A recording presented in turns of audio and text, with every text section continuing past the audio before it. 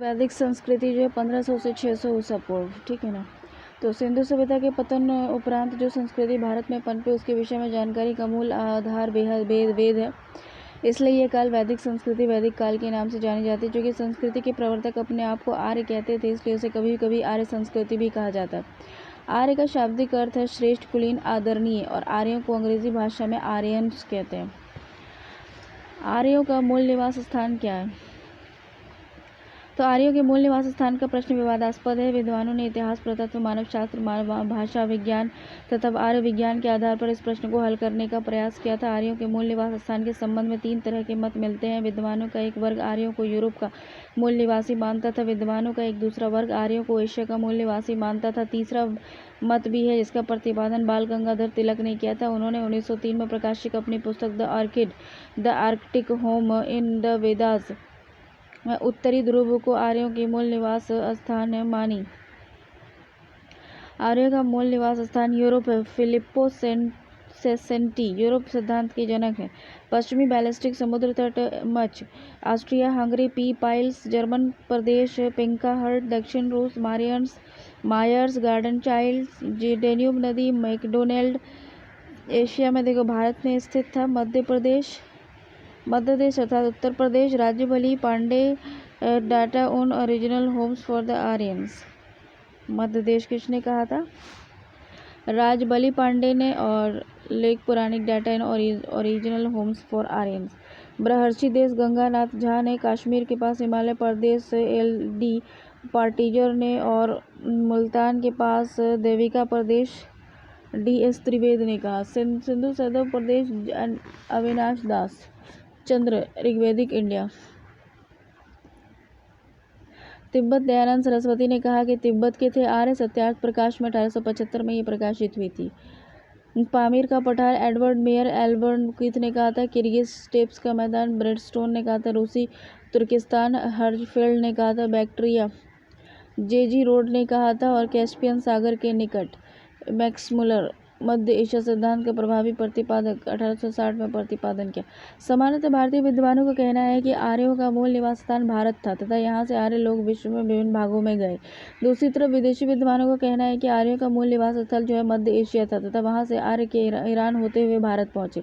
आर्यों के मूल निवास स्थान के स्थल को लेकर विद्वानों में मतभेद का प्रमुख कारण यह है कि विद्वानों की दृष्टि वस्तुनिष्ठ न होकर आत्मनिष्ठ रही। जिस किसी विद्वान ने इस प्रश्न का हल ढूंढने का प्रयास किया उसका ध्यान इस बात पर रहा कि इसका देश आर्यों का आदि देश प्रमाणित हो। और मनुष्य की यह स्वाभाविक कमजोरी है कि वह अपने को या अपने से संबद्ध को गौरव और श्रेय का अधिकारी बनाना चाहता है।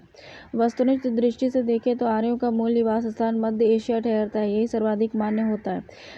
एशिया माइनर तुर्की से प्राप्त होगा। कोई अभिलेख जर्मन पुरातत्वविद ह्यूग किंसलर द्वारा 1906 में खोजा गया अभिलेख जिसमें 4 वैदिक देवताओं इंद्र, मित्र, वरुण, नास्ते का उल्लेख मिलता है। इससे आर्यों के मूल निवास स्थान संबंधी मध्य एशिया के सिद्धांत की पुष्टि होती है। मध्य एशिया सिद्धांत के अनुसार आर्यों का मूल निवास स्थान मध्य एशिया था। आर्य अपने मूल स्थान से जनसंख्या की वृद्धि या चारागाह के सूख जाने के कारण अथवा दोनों ही कारणों से प्रस्थान के लिए तैयार हो गए और वह यहाँ से चल कर वे ईरान पहुँचे जहाँ ये आर्य 2 शाखाओं में बट गए। एक वे जो ईरान में रह गए और दूसरे वो जो भारत की ओर बढ़ गए। भारत में आर्यों का आगमन 2000 ईसा पूर्व से 1500 ईसा पूर्व के बीच कई खेपों में हुआ। दूसरे शब्दों में भारत में आर्यों की एक से अधिक लहर आई। भारत में आने वाले आर्य प्रथमतः अफगानिस्तान के सीमांत प्रांत और पंजाब में बसे जो उस समय के सप्त सिंधु सभ्यता कहलाता था। वैदिक साहित्य 1500 ईसा पूर्व से 600 ईसा पूर्व। वैदिक लिटरेचर हो गया 1500 ईसा पूर्व से 600 ईसा पूर्व। वैदिक साहित्य को श्रुति ग्रंथ कहा जाता है, यानी ऐसा ग्रंथ जो परमात्मा से सुना गया हो। उसका प्रतीकार्थ यह है कि गुरु के द्वारा उच्चारित व्यक्ति को शिष्य द्वारा श्रवण के जरिए संरक्षित रखने के कारण वेद को श्रुति कहा जाता है। वैदिक साहित्य के अंतर्गत शामिल किया जाता है वेद, ब्राह्मण, आरण्यक और उपनिषद। वैदिक साहित्य में सबसे महत्वपूर्ण है वेद। वेदों को अपौरुषेय कहा गया है क्योंकि वेद को मानव रचित न मानकर ईश्वर प्रदत्त माना गया है।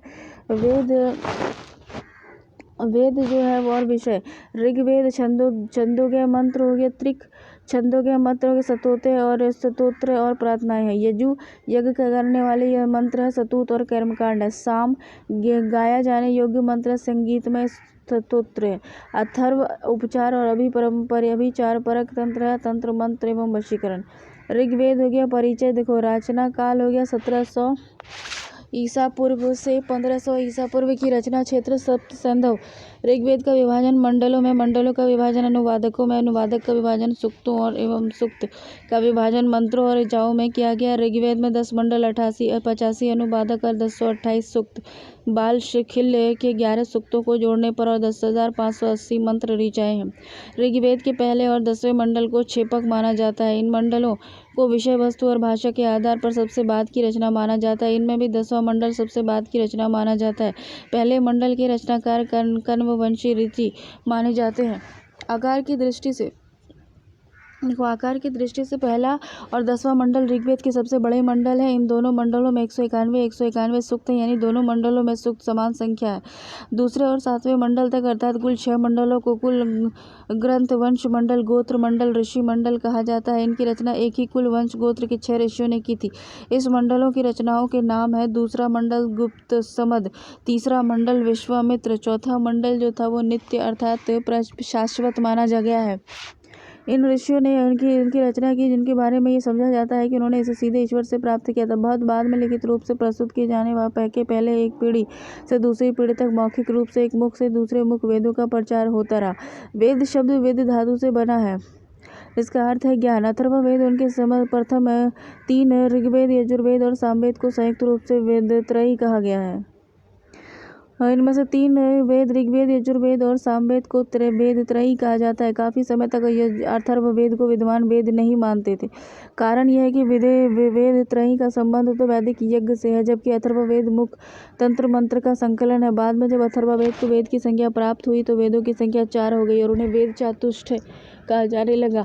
वेदों को संहिता भी कहा जाता है क्योंकि इनमें मंत्रों का संकलन है। संहिता वेद विश्व का प्राचीनतम ग्रंथ है। इनमें भी ऋग्वेद सबसे प्राचीन है। ऋग्वेद में भारतीय संस्कृति, धर्म, दर्शन, ज्ञान, विज्ञान, इतिहास और काव्य की विविध सामग्री उपलब्ध है। चारों वेदों में ऋग्वेद सभी दृष्टियों से महत्वपूर्ण है, जबकि यजुर्वेद धार्मिक दृष्टि से, सामवेद संगीत की दृष्टि से एवं अथर्ववेद लौकिक दृष्टि से विशेष महत्व रखता है। देखो होत्री, वासुदेव 5वां मंडल, अनित्र 6वां मंडल, भरद्वाज और 7वां मंडल वशिष्ठ। 8वें मंडल को प्रज्ञात मंडल अर्थात पेय पदों का मंडल, 9वें मंडल को सोम मंडल कहा जाता है। 8वें मंडल की रचना कण्ववंशी और अगिरागी वंशी ऋषियों ने की। 8वें मंडल में ही 11 सूक्तों का बाल खिल्य मिलता है, जो कि परिशिष्टि के अर्थात बाद में जोड़े गए मंत्र है। 10वें मंडल को सबसे बाद की रचना माना जाता है। 10वें मंडल में पुरुष सूक्त, नासदीय सूक्त और हिरण्य गर्भ सूक्त और संसार के नियामक ईश्वर का प्रजापति के रूप में वर्ण, नदी सूक्त, विवाह सूक्त आदि मिलते हैं। ऋग्वेद के अधिकांश मंत्रों की रचना ऋषियों ने की, लेकिन कुछ मंत्रों की रचना ऋषिकाओं स्त्रियों ने की, जिनके नाम है लोपामुद्रा, अपाला, रोमशा और घोषा आदि। ऋग्वेद में कुल 14 छंदों का उपयोग किया गया है। इनमें से 7 मुख्य छंद है: गायत्री, उष्णिक, अनुष्टुप, कष्टुप, बृहत, पंक्ति और त्रिष्टुप व जगति। 7 गौण छंद है: जाति, अति, जाति, ईश्वरी, अतिश्वरी, अष्टी, अत्यष्टि, ध्रुति, अध्रुति। अक्षरों के अनुसार मुख्य छंदों का क्रम है: गायत्री 24 अक्षर, उष्णिक 28 अक्षर, अनुष्टुप 32 अक्षर, बृहति 36 अक्षर, पंक्ति 40 अक्षर, त्रिष्टुप 44 अक्षर और जगपति 48 अक्षर है। दातव्य है कि इन छंदों की अक्षर संख्या में क्रमशः 4-4 अक्षरों की वृद्धि होती जाती है। प्रयोग के अनुसार मुख्य छंदों का क्रम है त्रिशुप। ऋग्वेद के 4253 मंत्रों में प्रयोग, क्योंकि ऋग्वेद का लगभग 40% है गायत्री और ऋग्वेद के 2450 मंत्रों के प्रयोग, जबकि ऋग्वेद का लगभग 23% है। जगती ऋग्वेद में 1346 मंत्रों में प्रयोग के ऋग्वेद का लगभग 13% है। अनुष्टुप 855 मंत्रों का पंक्ति है और 498 मंत्र है। इसमें बृहति 371 मंत्रों का प्रयोग, उष्णिक और 341 मंत्रों का प्रयोग। ऋग्वेद की महत्वपूर्ण तथ्य क्या है कि पहला जो है इसमें 191 सूक्त है। कान्व अग्नि, इंद्र, वरुण, मित्र आदि देवताओं की स्तुति, स्वर्ग और पृथ्वी, ऋत और आसमेवमस्य शुद्ध आदि है।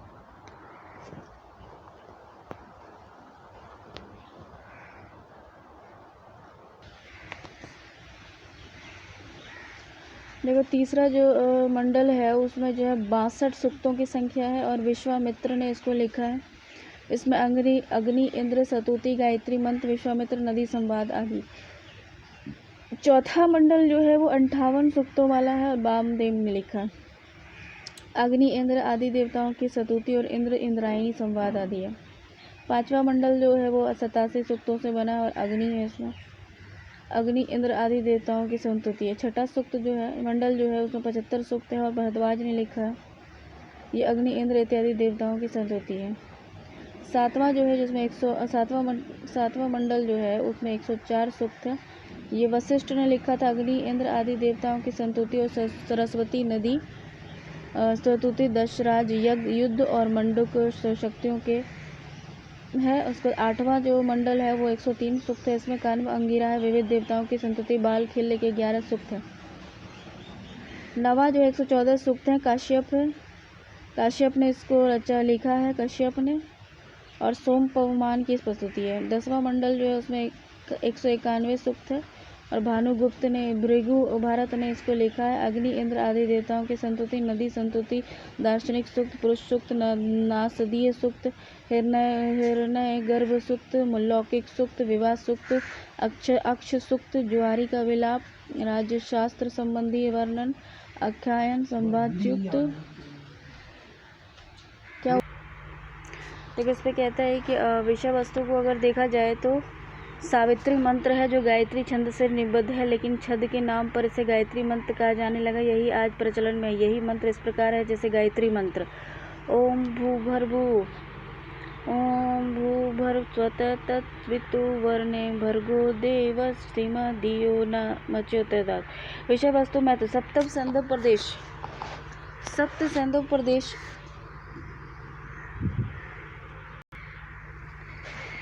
देखो विषय वस्तु महत्व: सप्त सैंधव प्रदेश में रहने वाले आर्यों ने ऋग्वेद में अपने धार्मिक विचार, दार्शनिक भावनाएं व्यक्त की। ऋग्वेद सप्त सैंधव प्रदेश की तत्कालिक सभ्यता और संस्कृति का चित्र उपस्थित करने वाला ग्रंथ है। ऋग्वेद में मुख्यतः देवताओं के स्तुति मंत्र हैं। इन मंत्रों में उनके पराक्रम, महत्व और उनकी दयालुता का वर्णन है। इन देवताओं से गोधन पुत्र, अभियुद्ध, शत्रु विजय एवं दीर्घायुष्य के लिए प्रार्थना की गई है। ऋग्वेद में पशुपालन, कृषि कर्म, व्यापार, उद्योग, यज्ञ, दान आदि का विस्तृत वर्णन मिलता है। इसमें प्रथा, प्रसंग, राजा, पुरोहित एवं युद्ध का वर्णन भी मिलता है। वस्तुतः ऋग्वेद की विषय वस्तु में इतिहास, राजनीति, समाज, संस्कृति, धर्म, दर्शन, अर्थ व साहित्य का उद्भव समन्वय मिलता है। इतिहास की दृष्टि से ऋग्वेद में ऋषि वंश, देवासुर संग्राम और विभिन्न आख्यान मिलते हैं। राजनीति की दृष्टि से ऋग्वेद में राजा और उसके कर्तव्य, शासन तंत्र, राष्ट्र की कल्पना, प्रजा के अधिकार आदि की चर्चा है। समाज की दृष्टि से ऋग्वेद में वर्ण व्यवस्था, विवाह आदि का वर्णन, नगर ग्राम की योजना, आहार परिधान आदि बातें दी गई हैं। संस्कृति की दृष्टि से ऋग्वेद में आचार के नियम, कर्म, हिंसा, अहिंसा, शिष्टाचार, जीवन का लक्ष्य निरूपित है।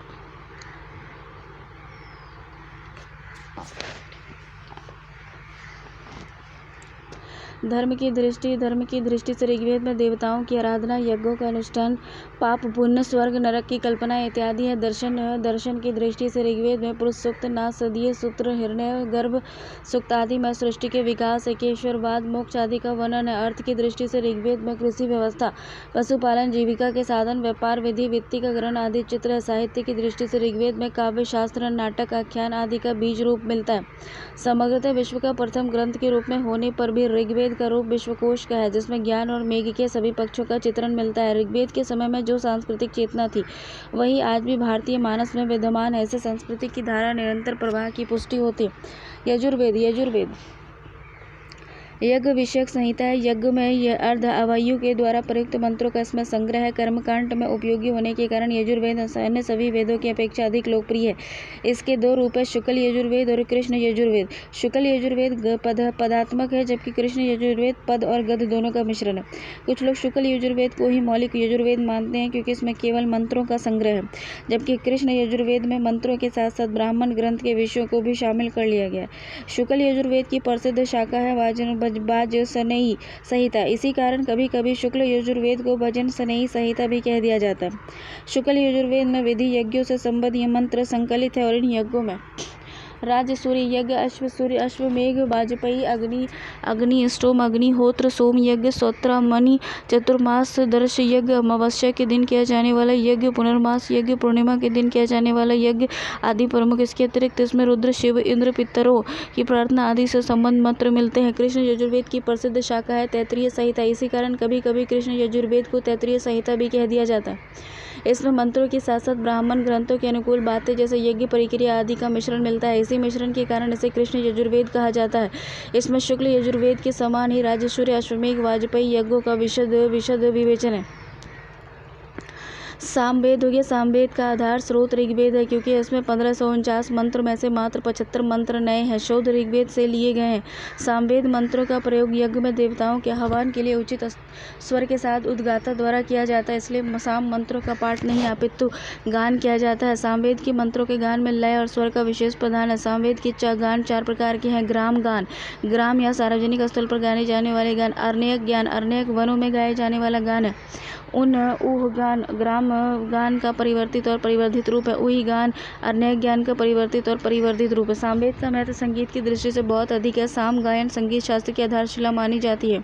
इससे ज्ञात होता है कि भारतीय संगीत का उद्भव इन स्रोतों से हुआ है। अथर्ववेद परिचय। अथर्ववेद में 20 कांड, 731 सूक्त और 5987 मंत्र संकलित हैं। इनमें से 1200 मंत्र लगभग 12-20% ऋग्वेद के पहले और 8वें और 10वें मंडल से लिए गए हैं। अथर्ववेद को उसके रचयितों के नाम पर अर्धवार्गिरस वेद कहा जाता है। अथर्ववेद के उपचार परक कल्याणकारी लाभ पहुंचाने वाले मंत्र जैसे कि राज्य प्राप्ति, कष्ट निवारण आदि के रचयित ऋषि अथवा अथर्वा हैं। अथर्ववेद के अभिचार परक अकल्याणकारी हानि पहुंचाने वाले मंत्र जैसे कि मारण, मोहन, उच्चाटन, वशीकरण आदि के रचयित ऋषि अंगिरा है। अथर्व का अथर्व है पवित्र जादू या पवित्र विद्या। अंगिरा का अर्थ है पवित्र जादू और अपवित्र विद्या। विषय वस्तु और महत्व। वैदिक साहित्य में ऋग्वेद के बाद अथर्ववेद का ही महत्वपूर्ण स्थान है। अथर्ववेद की विषय वस्तु में बहुत विविधता मिलती है। जीवन के प्राय सभी पक्षों का स्पर्श इसमें हुआ है, किंतु विशेष रूप से तत्कालीन लोक विश्वासों का प्रकाशन इसमें अधिक है। इसी वेद में सर्वप्रथम लौकिक विश्वासों का व्यापक महत्व दिया गया है। लौकिक दृष्टि से तत्कालिक सभ्यता और संस्कृति से संबद्ध प्रामाणिक और व्यापक सामग्री अथर्ववेद में मिलती है। अथर्ववेद में जादू विद्या, आयुर्विज्ञान, राजशास्त्र, धर्म दर्शन आदि पक्षों का व्यापक निरूपण मिलता है। जादू विद्या की दृष्टि से अथर्ववेद में राज्य प्राप्ति, कष्ट निवारण, मारण, मोहन, उच्चाटन और वशीकरण आदि निरूपण होते हैं। आयुर्विज्ञान की दृष्टि से अथर्ववेद में रोगों के निवारण, नाशन और कृमियों के नाश और विभिन्न वृक्षों की उपयोगिता, जड़ी बूटी का प्रयोग आदि का निरूपण है। राज्यशास्त्र की दृष्टि से अथर्ववेद में राष्ट्र, देश रक्षा, राज कर्तव्य, प्रजा के समानाधिकार, मित्र राष्ट्र, सैन्य शासन, राजा का निर्वाचन, सभा समिति, संसद और दंड विधान, अस्त्र शस्त्र आदि भी बातें मिलती है। इसलिए कभी कभी अथर्ववेद को क्षेत्र वेद भी कहा जाता है। धर्म की दृष्टि से अथर्ववेद में अग्नि, इंद्र, सूर्य, उषा, विष्णु आदि देवताओं की स्तुतियां, 4 आश्रम आदि मिलते हैं। दर्शन की दृष्टि से अथर्ववेद में गिरावट, बाह्य, उत्कृष्ट, बाह्य, माया, ईश्वर, जीवात्मा और प्रकृति और पुनर्जन्म और स्वर्ग नरक आदि का विवेचना मिलता है। ये विचार बाद में उपनिषद में विकसित हुआ है। इसके अतिरिक्त अथर्ववेद में विविध विषयक बातें मिलती है, जैसे कि पशुपालन, वर्षा, आतिथ्य सरकार, स्त्री कर्म आदि। समग्रतः जहाँ अन्य वेदों में धर्म केंद्रित विषय का विस्तार मिलता है, वहीं अथर्ववेद में धर्म उत्तर विषय सामग्री भरे पड़े हैं। ऋग्वेद और अथर्ववेद में अंतर क्या है? ऋग्वेद और अथर्ववेद में मुख्य अंतर इस प्रकार है, जैसे कि ऋग्वेद में देवताओं के स्तुति परक मंत्रों का संग्रह है, जबकि अथर्ववेद में उपचार और अभिचार परक मंत्रों का है। ऋग्वेद के मंत्र ऋषियों द्वारा रचित हैं, जबकि अथर्ववेद के मंत्र सामान्य जन के द्वारा। ऋग्वेद विशिष्ट जनजीवन की झांकी प्रस्तुत करती है, जबकि अथर्ववेद सामान्य जनजीवन की। ऋग्वेद में वर्णित यज्ञ खर्चीले उच्च वर्ग द्वारा संपादित है, जबकि अथर्ववेद में यज्ञ वर्णित यज्ञ कम खर्चीले और सामान्य वर्ग द्वारा संपादनीय है। ब्राह्मण शब्द ब्राह्यान से बना है, जिसका अर्थ है ब्राह्य, यज्ञ से संबद्ध। अर्थात वेदों की कर्मकांड परक व्याख्या को ब्राह्मण करते थे। देखो, ब्राह्मण ग्रंथ सरल गद्य में रचित है। यद्यपि ब्राह्मण ग्रंथों का स्वरूप मूलतः धार्मिक है, पर राजनीतिक, सामाजिक और दार्शनिक बातों का भी इसमें समावेश है। इसके अतिरिक्त इसमें सृष्टि से संबद्ध पौराणिक कथाएं भी मिलती हैं, जैसे मत्स्य द्वारा सृष्टि की रक्षा, शून्य शेष की कथा आदि। वर्तमान में लगभग 14 ब्राह्मण ग्रंथ उपलब्ध है। वेद और उनसे संबद्ध ब्राह्मण ग्रंथ इस प्रकार है, जैसे ऋग्वेद से संबद्ध ऐत्रेय ब्राह्मण, रचनाकार ऐत्रेय, महिदास और कौशितकी और शंखायन ब्राह्मण। यजुर्वेद से संबद्ध शुक्ल यजुर्वेद से संबद्ध शतपथ ब्राह्मण, कृष्ण यजुर्वेद से तैत्रीय ब्राह्मण, सामवेद से संबद्ध है पंचविश ब्राह्मण, तांडे ब्राह्मण हो गया, षड्विश ब्राह्मण, जैमिनीय ब्राह्मण, छंदोग्य ब्राह्मण, देववत ब्राह्मण, वंश ब्राह्मण आदि। अथर्ववेद से संबद्ध गोपथ ब्राह्मण है। शतपथ ब्राह्मण ग्रंथों में शतपथ ब्राह्मण प्राचीनतम और विशालतम है। यह वैदिक साहित्य का द्वितीय विशालतम ग्रंथ है। प्रथम विशालतम ग्रंथ ऋग्वेद, चूंकि इसमें 100 पथों की संतुति अनुशंसा की गई, इसलिए इसे शतपथ नाम दिया गया है। इससे तत्कालीन समाज में प्रचलित धर्म, दर्शन, रीति रिवाज, तौर तरीके आदि के विषय में जानकारी मिलती है। इसमें आर्य संस्कृति की प्रसार का चित्रण मिलता है और आग धरती को जलाती हुई पूरब की ओर बढ़ती गई और सदानीरा गंगट नदी के पास पहुंचकर रुक गए। इसकी मदद के लिए सरदार वदे माधव आ पहुंचा और तब आग धधाती हुई सदानीरा के उस पार पहुंच गई। इस तरह विदेह पर आर्यों का आधिपत्य स्थापित हुआ।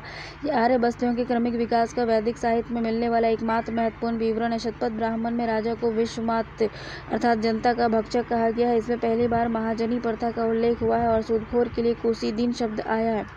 ऐत्रेय ब्राह्मण, इसमें पहली बार राज्य तत्व की उत्पत्ति का दैवी सिद्धांत का उल्लेख है। इसमें शूद्र और स्त्री को समान कहा गया है। इसमें पुत्री को सब दुखों का कारण कहा गया है। इसमें पुत्री को सब दुखों का कारण कहा गया है, जिसमें शून्य शेप की कथा, राज हरिश्चंद्र की कथा मिलती है। आरण्यक हो गया। आरण्यक शब्द अरण्य से बना है, जिसका अर्थ है वन या जंगल। इस प्रकार जिस ग्रंथ को अरण्यक वन में पढ़ाया जाए उसे आरण्यक कहते हैं। ये ग्रंथ मुख्यतः जंगलों में निवास करने वाले वन प्रवासियों के लिए लिखी गई है। ब्राह्मण ग्रंथों के समान आरण्यक ग्रंथ भी सरल गद्य में रचित हैं। जिस प्रकार गृहस्थ आश्रम के यज्ञ आदि कर्मों का ब्राह्मण ग्रंथों में प्रतिपादन किया गया है, उसी प्रकार वानप्रस्थाश्रम के समस्त यज्ञ, महाव्रत आदि कर्मों और उनकी व्याख्याओं और विधियों का प्रतिपादन आरण्यक ग्रंथों में किया गया है। किंतु आरण्यक वानप्रस्थियों के कर्मकांड ग्रंथ ही नहीं है, उनमें यज्ञ की आध्यात्मिक व्याख्या और दार्शनिक चिंतन का भी समावेश है। उपनिषद में जिस ब्राह्मण ज्ञान और दर्शन का विकास हुआ है, उसका मूल आधार आरण्यक ग्रंथ ही है। वर्तमान में 7 आरण्यक ग्रंथ उपलब्ध हैं। वेद और उससे संबंध आरण्यक ग्रंथ इस प्रकार हैं, जैसे कि ऋग्वेद से संबद्ध है ऐत्रेय, आरण्यक और कौशितकी, शंखायन और आरण्यक। यजुर्वेद से संबद्ध क्या है? शुक्ल यजुर्वेद से संबद्ध बृहदारण्यक है। कृष्ण यजुर्वेद से संबद्ध तैत्तिरीय आरण्यक है, मैत्रेय आरण्यक है। सामवेद से संबद्ध छंदोग्य आरण्यक है और जैमिनी आरण्यक है और तलव आरण्यक है और केनार आरण्यक है। अथर्ववेद से संबद्ध कोई आरण्यक उपलब्ध नहीं है। देखो, उपनिषद उपनि और सद। उप यानी समीप, नि मतलब निष्ठापूर्वक और सद मतलब बैठना। उपनिषद समीप निष्ठापूर्वक बैठना का अर्थ है, ठीक है। गुरु के समीप निष्ठापूर्वक बैठकर ज्ञान प्राप्त करना। इस प्रकार गुरु के पास निष्ठापूर्वक प्राप्त किए गए ज्ञान के आधार पर रचित ग्रंथों को उपनिषद कहते हैं। गुरु शिष्य के संवादों के रूप में उपनिषद में बहुत गुण बातें कही गई है। आत्मा, परमात्मा, सृष्टि रहस्यों को इन विवेचनाओं में प्रकाशित किया गया और इनमें वास्तविक दर्शन शास्त्र की विवेचना हुई। यद्यपि ये शास्त्र छिटपुट रूप से पहले भी वेदों और आरण्यकों में आ चुका है। उपनिषद में गद्य और पद्य दोनों का प्रयोग मिलता है। वैदिक साहित्य के विकास का अंतिम चरण है उपनिषद। वैदिक साहित्य का अंतिम भाग होने के कारण इसे वेदांत, वेदों का अंत भी कहा जाता है। उपनिषद को वेदांत है। मुक्तोपनिषद के अनुसार उपनिषदों की संख्या 108 है। वस्तुतः मौलिक उपनिषद की संख्या 12-13 है, ठीक है ना। उसकी संख्या 100 के पार पहुंच गई, बढ़ोतरी हुई, किंतु कालांतर में उपनिषद की संख्या में बढ़ोतरी होती गई और उसकी संख्या 100 के पार पहुंच गई। इन परवर्ती उपनिषदों में विभिन्न मतलामियों ने अपने धर्म का सार प्रकट किया, किंतु उनका संबंध वैदिक साहित्य से स्थापित नहीं हो सका है। वेद और उनके संबंध उपनिषद इस प्रकार है, जैसे कि ऋग्वेद से संबद्ध ऐत्रेय उपनिषद हो गया, कौशितकी उपनिषद हो गया, यजुर्वेद से संबद्ध हो गया शुक्ल यजुर्वेद से संबद्ध ईश उपनिषद, बृहदारण्यक उपनिषद। तो कृष्ण यजुर्वेद से संबंध तैत्तिरीय उपनिषद, मैत्रायणी और उपनिषद, 8 उपनिषद और श्वेताश्वतर उपनिषद है। सामवेद से संबंध छंदोग्य उपनिषद, केन उपनिषद, अथर्ववेद से संबंध प्रश्न उपनिषद, मुंडक उपनिषद और मांडुल्युक उपनिषद है। उपनिषद में बृहदारण्यक और छंदोग्य बड़ी उपनिषदें हैं, शेष छोटी हैं। उपनिषद में बृहदारण्यक सबसे प्राचीन है। बृहदारण्यक उपनिषद में जनक, एकलव्य और शास्त्रों में ब्राही का निरूपण। इस उपनिषद में एकलव्य की विदुषी पत्नी मैत्री और उनसे शास्त्रार्थ करने वाली गर्गी की कथा आई है, जिससे इस युग की विदुषी स्त्रियों का पता चलता है। बृहदारण्यक उपनिषद का प्रसिद्ध मंत्र है पवमान मंत्र या सोम मंत्र। सोम यज्ञ के दौरान गाया जाने वाला मंत्र है और यह पवमान मंत्र इस प्रकार है: अस्तो माँ सद्गमय, तमसो माँ ज्योतिषगमय, मृत्यो माँ अमृत गमय, ओम शांति शांति शांति। ये पवमान सोम मंत्र है, ठीक है ना, जो यज्ञ में गाया जाता है। अर्थात असत्य से सत्य की ओर चलो, असत्य से सत्य की ओर चलो, अंधकार से प्रकाश की ओर चलो और मृत्यु से अमरता की ओर ले चलो। ओम शांति शांति, इस मंत्र को शांति मंत्र भी कहा जाता है और सोम मंत्र भी कहा जाता है। छंदोग्य उपनिषद में सत्यकाम जबाली की कथा, जो कि अनव्याही माँ, अनमैरिड मदर होने के लांछन को चुनौती देती है। सत्यकाम जबाली की कथा है जो कि अनब्याही माँ के होने के लांछन को चुनौती देती है। इसमें छंदोग्य उपनिषद में एक प्रसिद्ध सूक्ति है: सर्व खल्लादि ब्राही, यह सब कुछ ब्राही है। इसके द्वारा अद्वैतवाद की प्रतिष्ठा की गई है। कठ उपनिषद में यम नचिकेता के संवाद में आत्मा का स्वरूप बताया गया है, आत्मा का स्वरूप बताया गया है। भारत में राज चिन्ह के प्रयुक्त सूक्ति और सत्यमेव जयते मुंडक उपनिषद से लिया गया है। सत्य की विजय हो, सत्यमेव जयते का मतलब है सत्य की ही विजय होती है। मुंडका उपनिषद से लिया गया है। वैदिक साहित्य में प्रचार की दृष्टि से सर्वाधिक महत्व उपनिषदों का है। उनकी महत्ता दार्शनिक विचारों के कारण है, जिससे ये देश विदेश में लोकप्रिय है। उपनिषद में दर्शन शास्त्र के अमूल्य रत्न भरे पड़े हैं। वस्तुतः भारत में के संपूर्ण प्रवृत्ति दर्शन की जड़ें उपनिषद में ही निहित है। शंकराचार्य और रामानुजाचार्य के दार्शनिक सिद्धांत भी इन्हीं उपनिषद से निकले हैं। कुल मिलाकर बाद के सभी दार्शनिकों ने किसी न किसी रूप में इन्हीं उपनिषद से अपने दार्शनिक विचारों के लिए प्रेरणा ली। मुगल शहजादा दारा शिकोह ने उपनिषद का अनुवाद फारसी में किया। उनके यूरोपीय भाषाओं में उनका अनुवाद हुआ। आधुनिक काल में धार्मिक विचारकों रामकृष्ण परमहंस, स्वामी विवेकानंद, स्वामी रामतीर्थ और अरविंद घोष आदि के विचार और दर्शन में उपनिषद दर्शन की अनुगुंज सुनाई देती है। वैदिक परंपरा और साहित्य 600 बिफोर क्राइस्ट से 600 एन डोमिनी। ठीक है, वैदिक परंपरा के साहित्य की स्मृति ग्रंथ कहा जाता है। वैदिक परंपरा के साहित्य को स्मृति ग्रंथ कहा जाता है, यानी ऐसा ग्रंथ जो याद रखे गए हो। स्मृति ग्रंथ, ठीक है ना, पीढ़ी दर पीढ़ी से चले आ रहे ज्ञान के स्मरण के आधार पर संरक्षित रखने के कारण इन ग्रंथों को स्मृति ग्रंथ कहते हैं। श्रुति ग्रंथ जहाँ साक्षात अनुभव है, वही स्मृति ग्रंथ अनुभव का स्मरण है। इसलिए श्रुति ग्रंथ को प्राथमिक प्रमाण और स्मृति ग्रंथ को द्वितीय प्रमाण माना जाता है। किसी मुद्दे को लेकर श्रुति ग्रंथ स्मृति ग्रंथ में विरोध होने पर श्रुति ग्रंथ को तरजीह दी जाती है। स्मृति ग्रंथ के अंतर्गत शामिल किया गया है वेदांग, सूत्र, स्मृति, महाकाव्य, रामायण और महाभारत और पुराण। चूँकि वेदांग, समिति और महाकाव्य, पुराण आदि वैदिक काल सीमा 1500 बिफोर क्राइस्ट से 600 ईसा पूर्व की परिधि के बाहर पड़ते हैं, इसलिए इन्हें वैदिक साहित्य में शामिल नहीं किया जा सकता है। वेदांग, स्मृति, महाकाव्य और पुराण, दूसरे शब्दों में ये वैदिक साहित्य न होकर वैदिक परंपरा के साहित्य हैं। वैदिक साहित्य की भाषा जहाँ वैदिक संस्कृत है, वहीं वैदिक परंपरा के साहित्य की भाषा लौकिक संस्कृत है। वेदांग हो गया लौकिक संस्कृत का प्रचलन हो जाने के कारण वैदिक संस्कृत में रचित वैदिक साहित्य को समझने में कठिनाई होने लगी, तो ऋषियों ने वेदांग की रचना की। वेदांग का अर्थ है वेद की सहायक विद्याएं। ये वेद के अर्थापन, अर्थ के ज्ञान की सहायता पहुंचाता है और ये गद्य में रचित है। संरक्षित शैली के प्रयोग के कारण इन्हें सूत्र भी कहा जाता है। इनकी संख्या 6: शिक्षा, कल्पसूत्र, व्याकरण, निरुक्त, छंद और ज्योतिषी। शिक्षा और फोनेटिक्स, ऋग्, प्रतिशाख्य, शौनक और गौतसूत्र से संबंध है। अश्वबलायन और श्रुतिसूत्र, अश्वबलायन। कल्पसूत्र हो गया धर्मिक आचार शास्त्र, हो गया रिचुअल्स। गृह सूत्र हो गया अश्वलायन और गृह सूत्र हो गया धर्मसूत्र, बोधायन, धर्मसूत्र, बोधायन। शुल्ब सूत्र हो गया बोधायन, शुल्ब सूत्र, बोधायन। व्याकरण हो गया ये अष्टाध्यायी पनिनी। निरुक्त हो गया व्युत्पत्ति शास्त्र और निरुक्त महर्षि यास्क। छंद हो गया छंद मैट्रिक्स, छंद सूत्र, पिंगल, कृषि। ज्योतिषी हो गया ज्योतिषी, वेदांग ज्योतिषी, लगन, मुनि। देखो, शिक्षा का अर्थ है शिक्षण अर्थात उच्चारण की शिक्षा देना। वैदिक मंत्रों में शुद्ध और उचित उच्चारण के ज्ञानार्थ के लिखित ग्रंथ शिक्षा कहलाता है। ये सूत्र शैली में रचित है। शिक्षा का प्राचीनतम ग्रंथ है ऋतिक प्रतिशाख्य, जो शौनक द्वारा रचित है।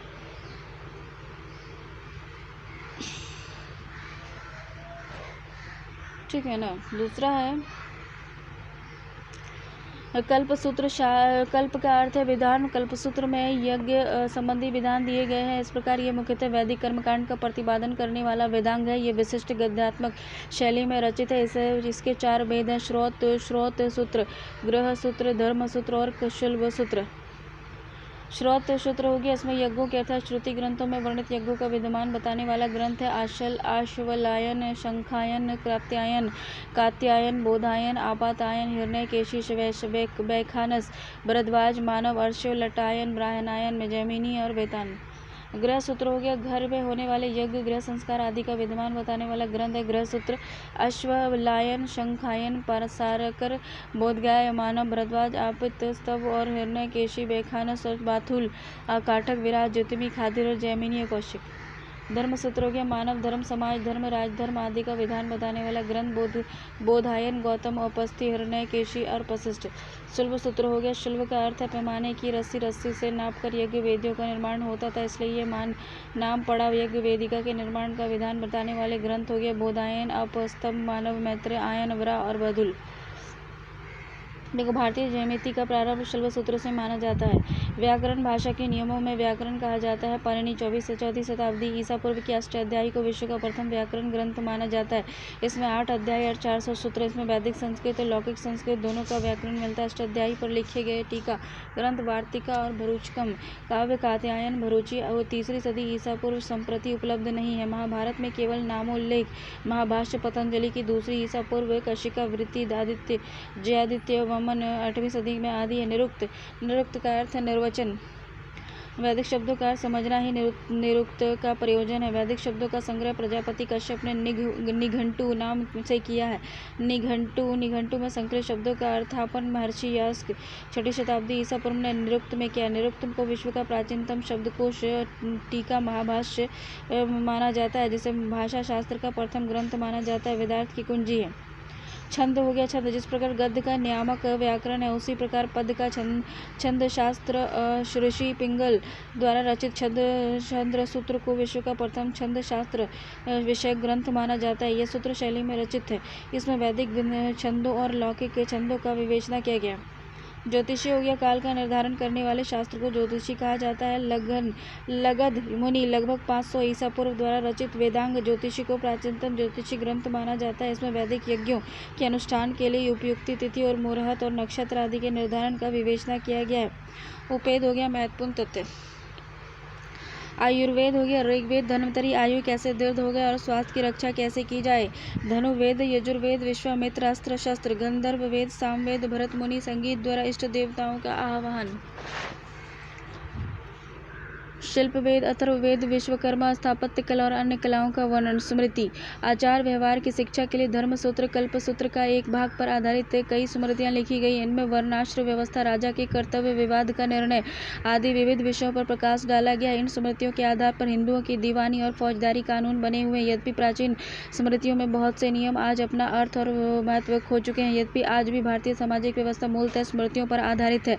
स्मृति की संख्या को लेकर विवाद है। पद्म पुराण के अनुसार स्मृतियों की संख्या 36 है और प्रसिद्ध स्मृतियों की संख्या 6 है। मनुस्मृति 200 ईसा पूर्व से 200 ईस्वी। गुप्त पूर्वकालीन यज्ञवल्ल्य स्मृति 100 से 300 ईस्वी हो गया। गुप्त पूर्वकालीन नारद स्मृति 300 ईस्वी से 400 ईस्वी गुप्तकालीन। पराशर स्मृति 300 से 500 ईस्वी गुप्तकालीन। बृहस्पति स्मृति 300 से 500 ईस्वी गुप्तकालीन। कात्यायन स्मृति जो है 400 से 600 गुप्तकालीन। मनुस्मृति यह स्मृतियों में सबसे प्राचीन और सर्वाधिक महत्वपूर्ण। इसे मानव धर्मशास्त्र के नाम से भी जाना जाता है। इसे हिंदुओं की प्रामाणिक विधि संहिता कहा जाता है। इसमें व्यापक विषय वस्तु का प्रतिपादन किया गया है। सृष्टि से आरंभ करके मानव समाज के विकास तथा दैनिक जीवन के कर्तव्यों का विवेचन करते हुए मोक्ष तक का इसमें विवेचन है। मनुस्मृति, मनु को मानव जाति का पिता कहा जाता है। उन्होंने जीवन की व्यवस्था के लिए अपने नियम दिए हैं। मनुस्मृति के टीकाकारों के नाम है विश्वस्वरूप, मेघातिथि 825 से 900 ईस्वी। मनुभाष्य गोविंद राज 1000 से 8 से 1110 ईस्वी। कल्लू भट्ट हो गया 1150 से 1300 ईस्वी आदि। एकलव्य स्मृति, ये स्मृतियों में द्वितीय सर्वाधिक महत्वपूर्ण। इसमें अपेक्षाकृत अधिक प्रगतिशील विचार दिए गए हैं। एकलव्य स्मृति के टीकाकारों के नाम विश्वस्वरूप 800 से 825, बाल क्रिकेटर जिमूत वाहन 12वीं सदी ईस्वी का पूर्वार्ध दयाभाव विज्ञानेश्वर 1120 मिताक्षरा शिलाहारवंशी राजा अपारक 12वीं सदी ईस्वी का पूर्वार्ध अपार कन्या कल्पीय धर्मशास्त्र निबंध आदि नारद स्मृति इसमें व्यवहार अर्थात न्याय शासन का विवेचन किया गया है। महाकाव्य लौकिक संस्कृति में रचित आरंभिक महाकाव्यों में रामायण और महाभारत का नाम आता है। दोनों महाकाव्यों का रचनाकाल 400 से 400 ईसा पूर्व से 400 ईस्वी माना जाता है। रामायण को आदि काव्य और इसके रचयिता वाल्मीकि को आदि कवि कहा जाता है, क्योंकि लौकिक संस्कृति भाषा में काव्य रचना का आरंभ इन्हीं से हुआ है। दूसरी ओर महर्षि वेदव्यास रचित महाभारत को इतिहास काव्य कहा जाता है। यह सांस्कृतिक साहित्य का सबसे बड़ा ग्रंथ है। ये विश्वकोश इंसाइक्लोपीडिया के समान भारतवर्ष के ज्ञान विज्ञान के सभी पक्षों का निरूपण करता है। इन दोनों महाकाव्यों ने भारतीय संस्कृति को बहुत गहरे तक प्रभावित किया है और बाद के विभिन्न कवियों ने इनकी कथा को आधार बनाकर इनमें ग्रंथों की रचना की और इसी कारण इन्हें उपजीव्य काव्य कहा जाता है। रामायण वाल्मीकि रामायण आदि काव्य है। इसके रचयिता का नाम महर्षि वाल्मीकि है। इसमें आदि कांड 500 सर्ग और 24,000 श्लोक हैं।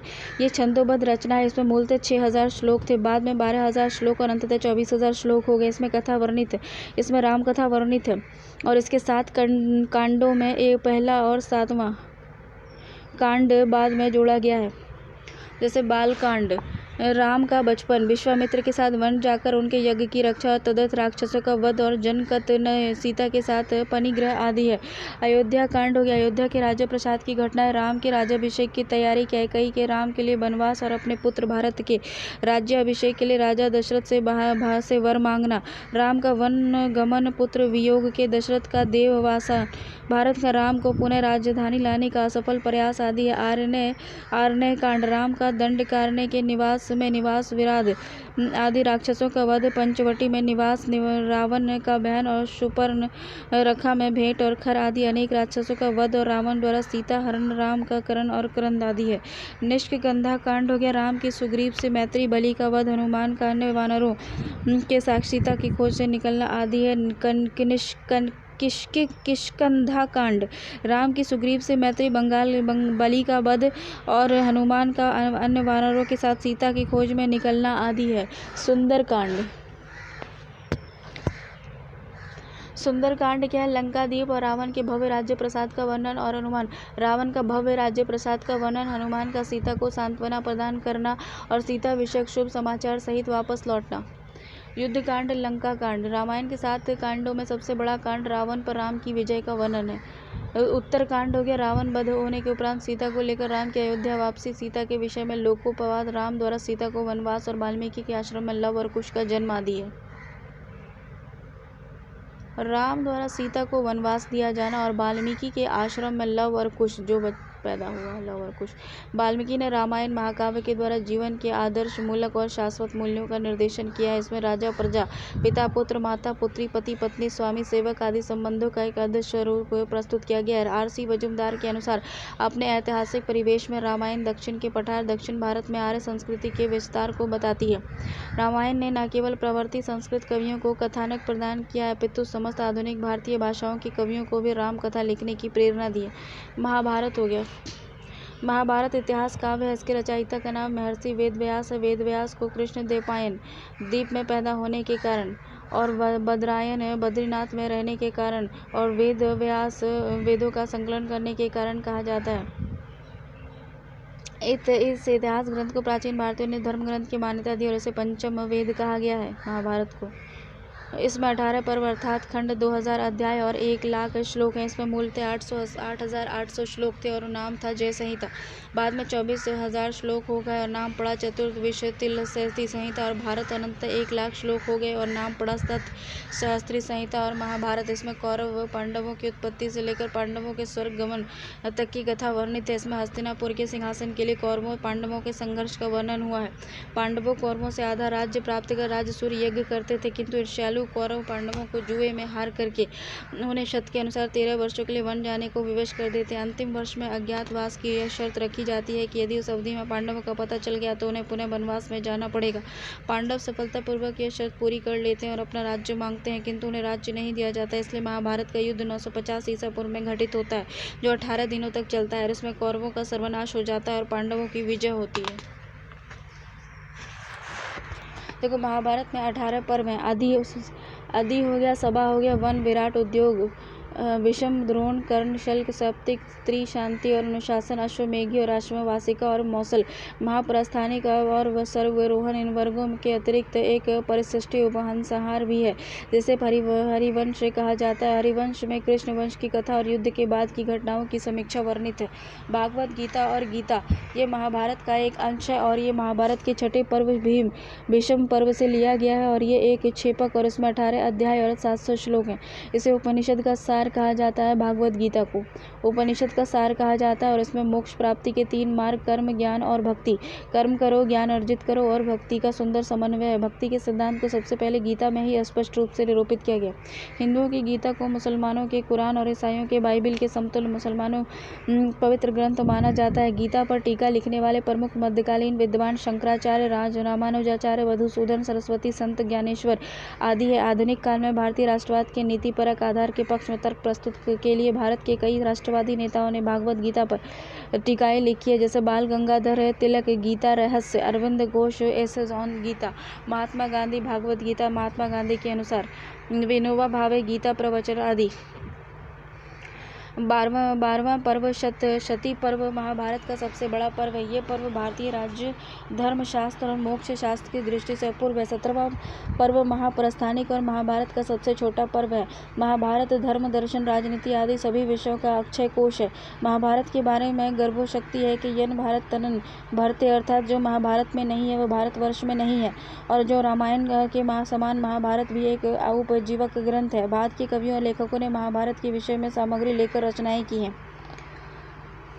पुराण का अर्थ है प्राचीन वर्णन और आख्यान। माना जाता है कि पुराणों का संकलन वेद व्यास ने किया। पुराणों की संख्या 18 है और जिन्हें देवता के आधार पर 30 वर्गों में वर्गीकृत किया जाता है। ब्राह्य से संबंध ब्राह्य, ब्रह्मांड, बृहदारण्यक और मंडको।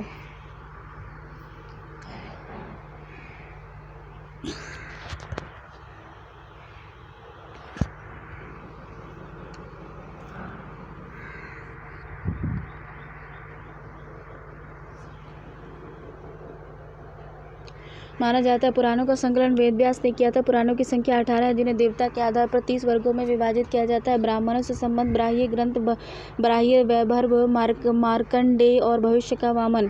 विष्णु से संबंध हो गया विष्णु, भागवत, नारद, गरुड़ और पद्म और वराह। महेश शिव से संबंध है वायु, लिंग, स्कंद, अग्नि, मत्स्य और कूर्म। जिस प्रकार वैदिक धर्म का आधार वेद है उसी प्रकार उत्तरकालीन हिंदू धर्म का आधार पुराण है। पुराणों में सामान्यतः 5 विषय का वर्णन मिलता है: सर्ग, संसार की सृष्टि, प्रतिसर्ग, प्रलय के बाद पुनः सृष्टि और वंश देवताओं। सर्ग हो गया संसार की सृष्टि, प्रतिसर्ग हो गया प्रलय के बाद पुनः सृष्टि, वंश देवताओं और ऋषियों के वंशों का वर्णन है, और मनवंतर संसार का काल विभाग और प्रत्येक कालक्रम की घटनाओं का वर्णन। वंशानुचरित्र कलियुगी के प्रतापी राजाओं के कार्यों का वर्णन है। हालांकि ये विषय वस्तु सभी पुराणों में नहीं मिलते हैं। इतिहास की दृष्टि से 18 पुराणों में से 5 को अत्यंत महत्वपूर्ण माना जाता है, क्योंकि इनमें राजाओं की वंशावली शिशुनाग, नंद, मौर्य, शुंग, सातवाहन, गुप्त वंश आदि मिलते हैं। ये ब्राह्मण, विष्णु, भागवत और मत्स्य। प्राचीन भारत की राजनैतिक, सांस्कृतिक और भौगोलिक ज्ञान के लिए पुराण महत्वपूर्ण आधार है। पुराणों की शैली इतनी लोकप्रिय हुई कि ब्राह्मण धर्म के अतिरिक्त जैन और बौद्ध धर्म के अनुयायियों ने भी अपने पुराणों का विकास किया। 18 पुराणों के अलावा 18 उप पुराण भी हैं। देखो इसमें कहता है साख्य दर्शन। साख्य जो है ये दर्शन है, इसको आधार ग्रंथ साख्य सूत्र से लिया गया। इसके कपिल इसके जो है प्रतिपादक है और प्रवृत्ति प्रवर्तक ईश्वर कृष्ण 6वीं सदी ईस्वी, गौंडपाद बचस्पति मिश्रा 9वीं शताब्दी। योग हो गया योग सूत्र, पतंजलि ने इसके प्रतिपादक किया था 7वीं सदी ईस्वी के बाद भोज। न्याय हो गया न्याय सूत्र, अक्षपाद गौतम, पक्षी लव स्वामीन वात्स्यायन, गंगेश उपाध्याय और मिथिला और नव्य संप्रदाय के प्रवर्तक 3वीं से लेकर 11वीं 12वीं शताब्दी तक। वैशेषिक हो गया वैशेषिक सूत्र, उलूक कनाद प्रस्ताव पर प्रशस्तवाद 9वीं सदी ईस्वी और उदयन नाचार्य 10वीं सदी ईस्वी। मीमांसा मीमांसा सूत्र, जैमिनी सरस्वती, सबर स्वामी गुप्तकालीन, कुमारी भट्ट, गुरु प्रभाव मिश्र, मुरारी मिश्र।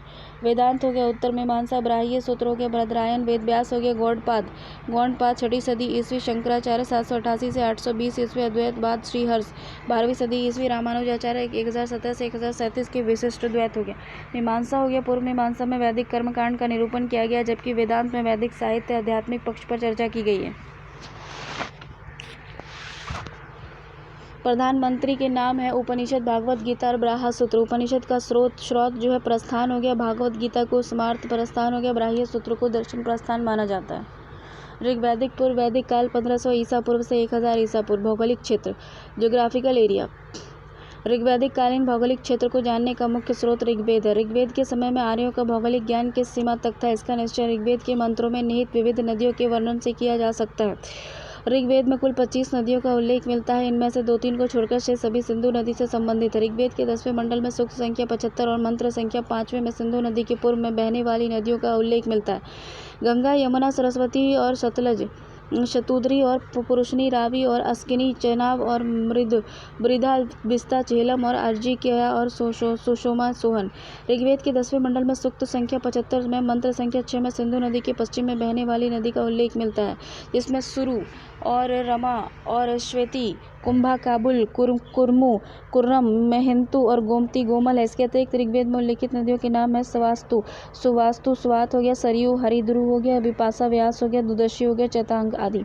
इन नदियों में सिंधु और सरस्वती की 2 नदियां प्रमुख है। ऋग्वेद में सिंधु नदी की सर्वाधिक स्तुति की गई है। ऋग्वेद में सरस्वती को सबसे पवित्र नदी माना गया है। ऋग्वेद में कहा गया है कि सरस्वती हिमालय की पर्वतों से निकलकर सप्त सिंधु क्षेत्र में बहती हुई कच्छ के रण में जाकर समुद्र में गिरती है। इससे सिंधु माता अर्थात नदियों की माता, नदी तमा अर्थात नदियों में अग्रणी, अननवती और अर्थात जिसके किनारे अनन की प्रचुर उत्पत्ति होती हो, उदकवती अर्थात जो नदी सर्वदा जल में भरी हुई रहती हो, कहा गया है। सरस्वती, घग्गर और चेतांग नदी वर्तमान राजस्थान के मरुभूमि में प्रवाहशील थी, जो कि कालांतर में सूख गई और संप्रति सरस्वती को पुनर्जीवित करने के प्रयास किए जा रहे हैं। ऋग्वेद में आर्य निवास क्षेत्र के लिए सप्त सिंधव शब्द का प्रयोग किया गया। सप्त सिंधव का अर्थ है 7 नदियों का देश। मैक्स मोलर के अनुसार सप्त सिंधव में सरस्वती, सिंधु नदी और सिंधु की 5 सहायक नदियाँ शतुद्री, सतलज, पुरुषनी, रावी, विपाशा, व्यास, अस्किनी, तिस्ता, झेलम शामिल है। इससे स्पष्ट है कि अविभाजित पंजाब के क्षेत्र को या उससे अधिक विस्तृत क्षेत्र को ऋग्वेद में सप्त सिंधव कहा गया है। पूर्वोक्त 7 नदियों के अतिरिक्त ऋग्वेद में वर्तमान अफगानिस्तान में बहने वाली सुवास्तु, स्वात, कुंभा, काबुल, कुर्मु और गोमती नदियों का उल्लेख मिलता है। ये इस बात का संकेत है कि आर्य सिंधु नदी के पश्चिम में भी बसे थे। ऋग्वेद में यमुना का उल्लेख अत्यंत थोड़ा 3 बार और गंगा का उल्लेख तो और भी कम है, मात्र 1 बार, जिसमें स्पष्ट होता है कि ऋग्वैदिक काल में आर्यों के दल यमुना गंगा के दोआब की ओर बढ़े जरूर थे, लेकिन उन क्षेत्रों में पूर्णतः प्रविष्टि नहीं हो पाए थे। ऋग्वेद में हिमालय हिमवंत का उल्लेख मिलता है, जबकि विंध्य पर्वत के दक्षिणी क्षेत्र का उल्लेख में नहीं मिलता है। गंगा, यमुना के दोआब और विंध्य पर्वत ऐसे अवरोध थे जिन्हें पार करना उन दिनों सुगम नहीं था। उपयुक्त विवेचन से बातें स्पष्ट होती हैं। वे इस प्रकार है। निवास क्षेत्र, प्रसार क्षेत्र। ऋग्वैदिक काल में आर्यों ने अफगानिस्तान, उत्तर पश्चिम सीमा प्रांत, पंजाब, कश्मीर, सिंध के कुछ भाग, राजपूताना की कुछ भाग, उत्तर प्रदेश का पश्चिमी भाग क्षेत्रों में निवास किया। इनमें भी मुख्य क्षेत्र अविभाजित पंजाब का क्षेत्र, उससे थोड़ा विस्तृत भूभाग था। सीमाएं मोटे तौर पर ऋग्वैदिक आर्यों के निवास क्षेत्र की पश्चिमी सीमा कुंभा, काबुल, पूर्वी सीमा गंगा के पश्चिमी तट, उत्तरी सीमा हिमालय और दक्षिणी सीमा अरावली को माना जाता है। आगामी प्रसार की दिशा, जैसे ऋग्वैदिक काल के अंत में के समय आर्यों के प्रसार की दिशा पूर्व प्रदेशों और दक्षिण प्रदेशों की ओर थी। ऋग्वैदिक आर्यों का निवास क्षेत्र था, ठीक है ना। देखो, दशराज युद्ध हुआ था, ठीक है ना। दशराज युद्ध हुआ था। भारत में बसने के क्रम में आर्यों का स्थानीय निवासियों अर्थात द्रविड़ों के साथ संघर्ष करना पड़ा था। आर्यों के पारस्परिक संघर्ष भी होते थे। आर्यों के पारंपरिक संघर्ष का एक दृष्टांत था दशराज यज्ञ।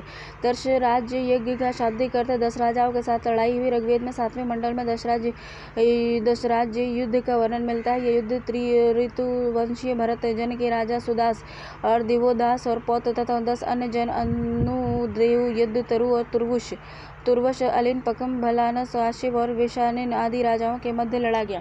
इनमें अनुद्रयु, पैदु, पुरु, तुर्वश 5 प्रमुख आर्य जनजातियां थी, जिन्हें पंचजन या पंचकृष्ट कहा गया है। 3 अनार्य जनजातियां अज्र, सिग्रु एवं यक्ष ने 10 जन की ओर से युद्ध में भाग लिया। इनमें सबसे अधिक महत्वपूर्ण जन था ऋतुवंशी भरत, जिनके नाम पर हमारे देश का नाम भरत पड़ा। ये लोग सरस्वती और यमुना के बीच की भूमि पर रहते थे और 10 जनों में पुरुकुल्श का महत्वपूर्ण स्थान था, जिसका सरस्वती के दोनों तटवर्ती क्षेत्रों पर अधिकार था। यह युद्ध पुरुषनी रावी नदी के तट पर हुआ। युद्ध का प्रमुख कारण ये था कि विश्वामित्र कुछ समय के लिए सुदास का राज्य पुरोहित था। यह सुदास के राज दरबार को छोड़कर चला गया, क्योंकि सुदास इसके प्रतिद्वंदी वशिष्ठ पर विशेष कृपा दृष्टि रखता था। बदला लेने के लिए विश्वामित्र ने सुदास के विरुद्ध एक षड्यंत्र रचा। सुदास की सफलताओं से पहले से जले भुने राजा षड्यंत्र में शामिल होने के लिए तुरंत राजी हो गए। विश्वामित्र की मंत्रणा में 10 जनों के राजाओं ने भरत जन के राजा सुदास पर आक्रमण किया और इस युद्ध में भरतों का नेतृत्व मेद ने किया। इस रक्तपात पूर्ण और निर्णायक युद्ध में त्रितसुवंशी राजा सुदास विजयी हुआ और पुरुवंशी राजा पुरुकुस्त मारा गया। इस विजय के परिणाम स्वरूप समस्त ऋग्वैदिक भारत पर सुदास का अधिकार हो गया। समाज देखो तो परिवार। ऋग्वैदिक समाज राजनीतिक दृष्टि से 5 भागों में विभाजित था। एक था कुल, कुलप, कुटुंब, ग्राम, ग्रामिणी और विश्वपति, गो, जन, गोप और राष्ट्र, जन। इस प्रकार तत्कालिक समाज की सबसे छोटी इकाई कुल, कुटुंब अथवा परिवार थी। ऋग्वैदिक काल में पारिवारिक जीवन संयुक्त परिवार प्रथा पर आधारित था। परिवार में पिता, माता, भाई, बहन, पुत्र, पौत्र आदि संबंधित थे। परिवार जो था वो सत्तात्मक था। परिवार का सर्वाधिक आयु वाला पुरुष प्राय पिता परिवार का मुखिया होता था। उसे कुलप या गृहस्थ कहा जाता था। परिवार में माता का भी महत्वपूर्ण स्थान था। ऋग्वेद में कहा गया है कि जयदस्ता अर्थात जया पत्नी ही घर है। ऋग्वेद में कहा गया है कि जयदस्त यानी जहाँ अर्थात जाया यानी पत्नी ही घर है, यानी पत्नी ही गृह स्वामिनी होती थी और यज्ञ अनुष्ठान में पति के साथ भाग लेती थी। ऋग्वेद में आर्यों के भारत आगमन के पहले से भारत में निवास करने वाले लोगों को अदेवयु देवताओं में श्रद्धा न रखने वाले और देवपीयु देवताओं को अपशब्द कहने वाले और अब्रहण वेदों को न मानने वाले और यजवन यज्ञ को न करने वाले और अव्रत व्रतों का पालन न करने वाले और मृदवाचन अस्पष्ट वाणी बोलने वाले और अनास चपटी नाक वाले और कृष्ण वर्ण काली त्वचा वाले आदि कहा गया है। अनार्य जनजातियों में प्रमुख थी अज, सिगरू, यक्षु आदि। नारियों की दशा देखो। ऋग्वैदिक कालीन प्रसत्तात्मक समाज में पुत्र जन्म एक वरदान माना जाता था, इसलिए पुत्र प्राप्ति के लिए देवताओं से प्रार्थना की जाती थी। पत्नी से 10 पुत्रों की कामना रहती थी। दत्तक पुत्र गोद लिए जाते थे। पुत्रियों की कामना ऋग्वेद में कहीं नहीं की गई है। गायों के दूहने का कार्य गृहपति की पुत्री करती थी, इसी कारण इसे दुहिता कहा जाता है। फिर भी स्त्रियां आदर की पात्रा थी। स्त्रियों को गृहिणी, माता, सहचरी के रूप में भी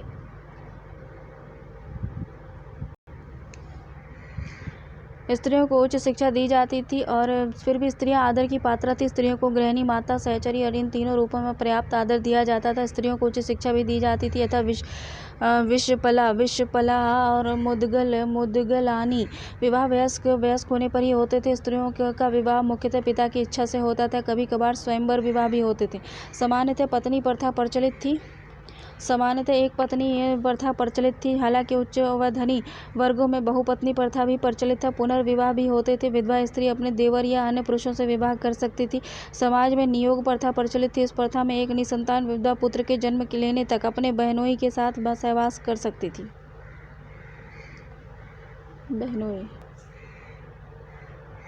देखो, समाज में नियोग प्रथा भी प्रचलित थी। इस प्रथा में एक निसंतान विधवा पुत्र के जन्म लेने तक अपने बहनोई के साथ सहवास कर सकती थी। बहुपति प्रथा में के बहुत कम संकेत मिले हैं। अंतरवर्णीय विवाह भी होते थे। दीर्घकाल तक का आजीवन अविवाहित रहने वाली कन्या को अमाजु कहा जाता था। पर्दा प्रथा, वेश्या प्रथा, सती प्रथा नहीं थी। पत्नी भी पति के साथ यज्ञ में भाग लेती थी और उसके बिना यज्ञ अधूरा समझा जाता था। स्त्रियां सभा विदथ में भी भाग लेती थी और स्त्रियां सभा की अपेक्षा विदथ में अधिक भाग लेती थी। दक्षिणा के रूप में गाय व दास देने की प्रथा थी और ऋग्वेद में जहाँ एक और पुरुष दास का कम उल्लेख है, वहीं दूसरे स्त्री दासों के दान की वस्तुतः समझा जाता था। खान पान देखो। ऋग्वैदिक काल में आर्यों का प्रमुख भोजन यव यानी जौ की रोटी और दही था। अपूम, करम्ब, मांड और आटे का घोल। ठीक है ना। अपूम और करम्ब, मांड और आटे का घोल, सत्तू, परोडाश, रोटी ये आर्यों के स्वादु भोजन थे। सत्तू खाता था लोग।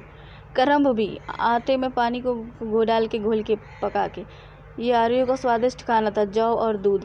फल, सब्जी, मांस आदि भी खाते थे। वे मधु और कुछ अन्य पेय भी पीते थे। ऋग्वैदिक आर्यों का अतिवृष्ट पेय था सोमरस। यज्ञों में सोमरस का प्रयोग होता था। सोम एक प्रकार का पौधा था जिसे कूटकर उसका रस निकालकर निचोड़ा जाता था। इसका तीतापन हटाने के लिए आर्य इसमें दूध, दही और जौ का चूर्ण मिलाते थे। सोमरस के पान से स्फूर्ति आती थी। देश वेशभूषा।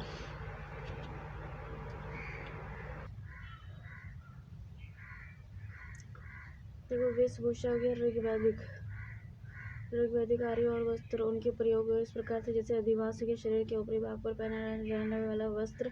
वास हो गया, शरीर के निचले भाग में पहना जाने वाला वस्त्र। नीवी हो गया, वास के अंदर पहना जाने वाला वस्त्र। तर्प्य हो गया यज्ञ के अवसर पर पहना जाने वाला वस्त्र। वधुई हो गया, विवाह के अवसर पर वधु द्वारा पहना जाने वाला वस्त्र। उष्णीष हो गया, पगड़ी। ये वस्त्र ऊन से बनते थे। इनके कपड़े को समूल्य कहा जाता था और कुछ वस्त्रों में जारी स्वर्ण का काम होता था जिन्हें पेशस कहा जाता था। शरीर के अंगों में पहने जाने वाले आभूषण इस प्रकार थे जैसे शीश हो गया, कुंभ, शरीर पर कान हो गया, कर्ण शोभन, प्रवर्त हो गया, गला हो गया, निष्क, हार, मणि, अस्त्र, माला, बक्ष हो गया, रुक्म, धागे से काटकर पहना जाने वाला सर्वाभूषण हो गया, हाथ हो गया, कंकन, कंगन, उंगली हो गया, खादी, अंगूठी, आवास हो गया।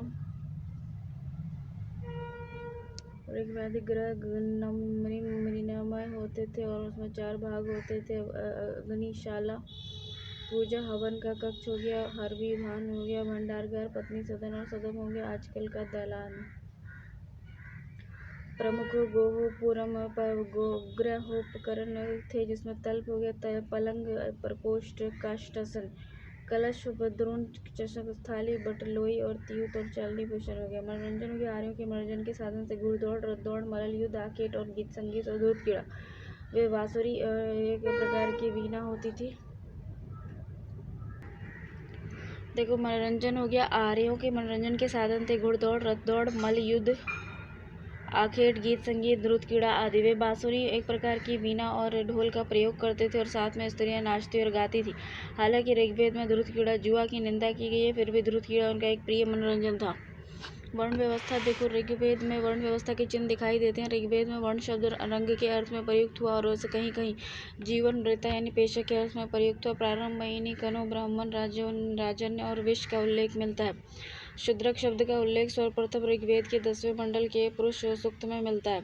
पुरुष सूक्त के अनुसार समाज में 4 वर्ण थे, ब्राह्मण, राजन्य, वैश्य और शूद्र, और इनकी उत्पत्ति आदि पुरुष के क्रमशः मुख, भुजा, जांघ और पांव से हुई।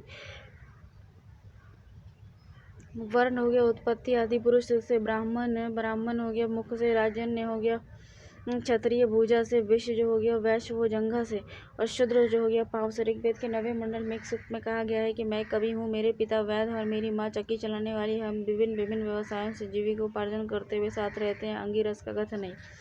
अतः कहा जाता है कि समाज का 4 वर्णों में स्पष्ट विभाजन न था। ये विभाजन उत्तर वैदिक काल में जाकर स्पष्ट हुआ। ऋग्वैदिक समाज एक चतुर्वर्गीय विभाजन स्थान पर त्रिवर्गीय विभाजन था। योद्धा ऋग्वेद में पराजय के रूप में ज्ञात है, पुरोहित ऋग्वेद में ब्राह्मण के रूप में ज्ञात है, सामान्य जन ऋग्वेद में वैश्य और शूद्र के रूप में ज्ञात है। मृतक संस्कार।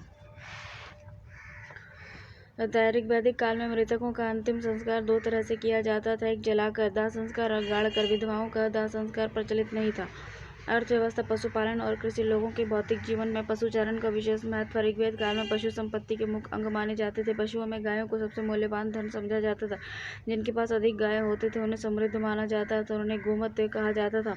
ऋग्वेद में गाय को अधन्या अर्थात न मारे जाने योग्य कहा गया है। गवेष्टि अर्थात गाय की गवेषणा, खोज, युद्ध का पर्याय माना जाता था। गवेषणा, गोशु, गवय, गम्य आदि युद्ध के लिए प्रयुक्त अन्य शब्द हैं। गायों के अतिरिक्त भेड़, बकरी, घोड़े आदि के पालतू और पशु थे। भेड़ जो था अभी के पालक जो अभिपाल, और बकरी के जज के पालक को अजपाल कहा जाता था। पशुचारण सामूहिक रूप से किया जाता था और इस बात का उल्लेख ऋग्वेद के प्रामाणिक मंडलों में बहुधा मिलता है। चारक के अधिकारों को ब्रजपति कहा जाता था।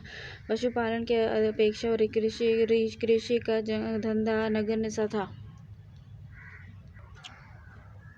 देखो, दशराज्य युद्ध हो गया। भारत में बसने के क्रम में आर्यों को स्थानीय निवासियों अर्थात द्रविड़ों से संघर्ष करना पड़ा।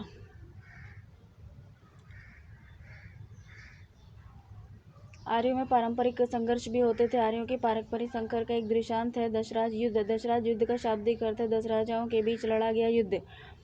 ठीक है ना।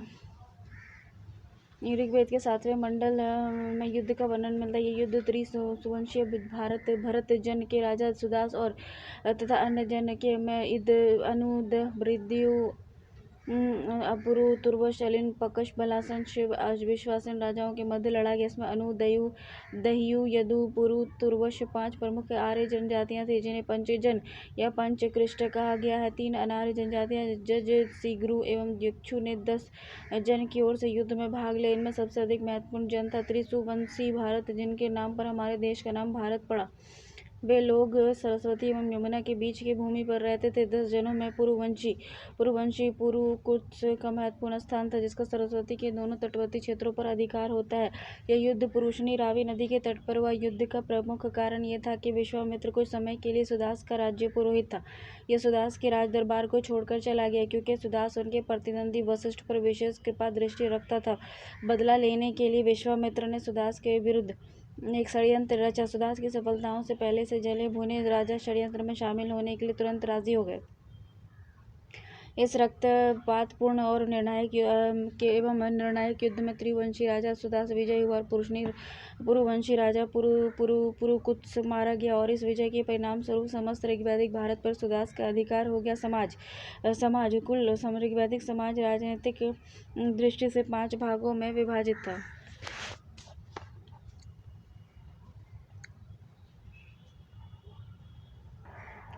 देखो इसमें कहता है कि ऋग्वेद के प्रामाणिक मंडलों में खेती करना शब्द का उल्लेख कृषि उल्लेख अत्यंत दुर्बल है, जबकि कम प्रामाणिक मंडलों में भी केवल 24 श्लोकों में कृषि की चर्चा है। ऋग्वेद में जुते हुए खेत के लिए उर्वरा और बैल के लिए ब्रिक और हल के लिए सिर और लांगन के एवं किसान के लिए किनाश शब्द मिलता है। ऋग्वैदिक काल में मुख्य रूप से यव अर्थात जौ की खेती होती थी और धान्य अर्थात सामान्य अनाज की भी खेती होती थी। व्यापार और उद्योग ऋग्वैदिक काल में अनाज, घी, दूध, वस्त्र आदि दैनिक जीवन के उपयोग की वस्तुओं का व्यापार प्रमुख था। सोम विक्रय भी एक महत्वपूर्ण व्यापार था। ऋग्वैदिक व्यापारियों को पनी कहा जाता था। आरंभ में पनी शब्द मवेशी चोरों के लिए प्रयुक्त होता था। वे आर्यों को बहुत तंग करता था, उनके मवेशी चुरा लेते थे, लेकिन बाद में ऋग्वैदिक व्यापारियों को पनी कहा जाता था। आरंभ में पनी शब्द मवेशी चोरों के लिए प्रयुक्त होता था। वे आर्यों को बहुत तंग करते थे और उनके मवेशी चुरा लेते थे, लेकिन बाद में ये शब्द व्यापारियों के लिए प्रयुक्त होने लगा। ऋग्वैदिक काल में ऋण देकर सूद लेने वाले वर्ग को बैंकनोट कहा जाता था। ऋग्वेद में समुद्र में चलने वाली नावों का उल्लेख मिलता है। इससे संकेत मिलता है कि आर्य बाहरी प्रदेशों में भी व्यापार करते थे। व्यापार वस्तु विनिमय प्रणाली पर आधारित थी। मूल्य की प्रामाणिक इकाई थी गाय। जैसे मनुष्य के जीवन का मूल्य 100 गाय के बराबर आंका गया था। यदि कोई मनुष्य किसी दूसरे मनुष्य की हत्या कर डालता था तो उसे दंड के रूप में मृतक के परिवार को अर्थात हत्या दंड के रूप में 100 गाय देना पड़ता था। इसी कारण मनुष्य को अर्थात 100 गाय देने वाला कहा जाता है। ऋग्वैदिक काल का प्रमुख उद्योग सूत काटना, कपड़ा बुनना। ऋग्वेद में अनेक स्थलों पर सूत काटने और कपड़ा बुनने का उल्लेख मिलता है। कपड़ा बुनने वाले को वय कहा जाता था। रथकार, रथ बनाने वाले को समाज में बहुत सम्मान था। अन्य शिल्पकार थे जैसे कि तक्षमन, बढ़ई, हिरण्यकार, सुनार, चर्मकार, चमार, कारू, शिल्पी आदि। रिलीजन, धर्म। देखो ऋग्वैदिक कालीन धार्मिक जीवन के 3 मुख्य बिंदु को चिन्हित किया जा सकता है। प्राकृतिक शक्तियों की देवता के रूप में उपासना। ऋग्वेद में सूक्तों का सूक्ति पाठ था। यज्ञ बलि अर्पित करना। ऋग्वेद आर्य प्राकृतिक शक्तियों की जिन्हें वे नियंत्रित नहीं कर पाते थे या समझ नहीं पाते थे पर देवी शक्ति का आरोप करके देवता या देवी के रूप में उनकी उपासना करते थे। वे देवताओं की उपासना आध्यात्मिक उत्थान और जन्म मरण के चक्र से मुक्ति प्राप्त करने के लिए नहीं करते थे, बल्कि संतति, पशु, यव, धान्य, आरोग्य आदि प्राप्त करने के लिए करते थे। देवताओं की उपासना मुख्यतः 2 रूप में स्तुति पाठ और यज्ञ बलि अर्पित करना था। ऋग्वेद काल में स्तुति पाठ पर अधिक जोर दिया था। वे देवताओं को प्रसन्न करने हेतु ऋग्वेद के सूक्त का पाठ या वाचन करते थे। बलि या यज्ञहुति की सामग्रियों में शक, जौ आदि वस्तुएं होती थी। यहाँ यह ध्यातव्य है कि ऋग्वैदिक काल में यज्ञ बलि अर्पित करते समय कोई अनुष्ठानिक आज्ञित मंत्र नहीं पढ़े जाते थे।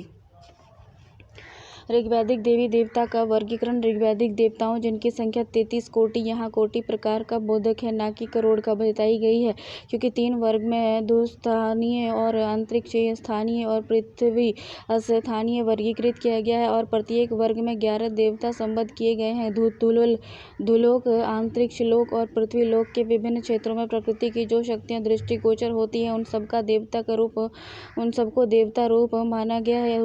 धूस्थानीय देवता, स्वर्ण के देवता धौस, सूर्य 5 रूप, सूर्य, सवित्र, मित्र, पुष्ण, विष्णु में वरुण, अदिति एवं उषा, अश्विन थे। अंतरक्षित स्थानीय देवता, आकाश के देवता इंद्र, रुद्र, मरुत, वायु, सतत, अपनावर्त, पर्जन्य, चित्र और अप्त और मता, शिवन और अहिक, बुद्धन्य और अज, एकपाद और विष्णु और आदित्य। पृथ्वी स्थानीय देवता, धरती के देवता अग्नि, सोम, पृथ्वी, बृहस्पति, नदियां, समृद्ध। नोट: प्रकृति के छोटे देवता ऋतु, गंधर्व, अप्सराएं, वन, वृक्ष, नक्षत्र, काल। कुछ स्थानों पर यह वर्गीकरण परस्पर असंगत और अस्पष्ट है, जैसे पृथ्वी को 3 भागों में विष्णु, वरुण, सवित्र,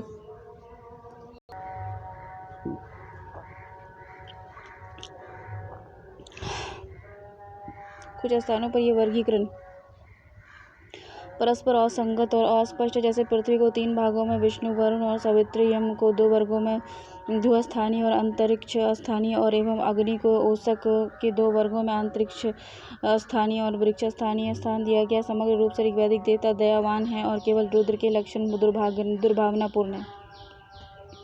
प्रमुख ऋग्वैदिक देवता, जैसे ऋग्वैदिक देवी देवताओं में पुरुष देवताओं की प्रधानता है। समस्त देव समूह में इंद्र, अग्नि, वरुण का स्थान सर्वोत्तम है। इंद्र, ऋग्वैदिक काल में इंद्र सबसे प्रधान देवता था। ऋग्वैदिक में 250 सूक्तों में इंद्र की स्तुति की गई है।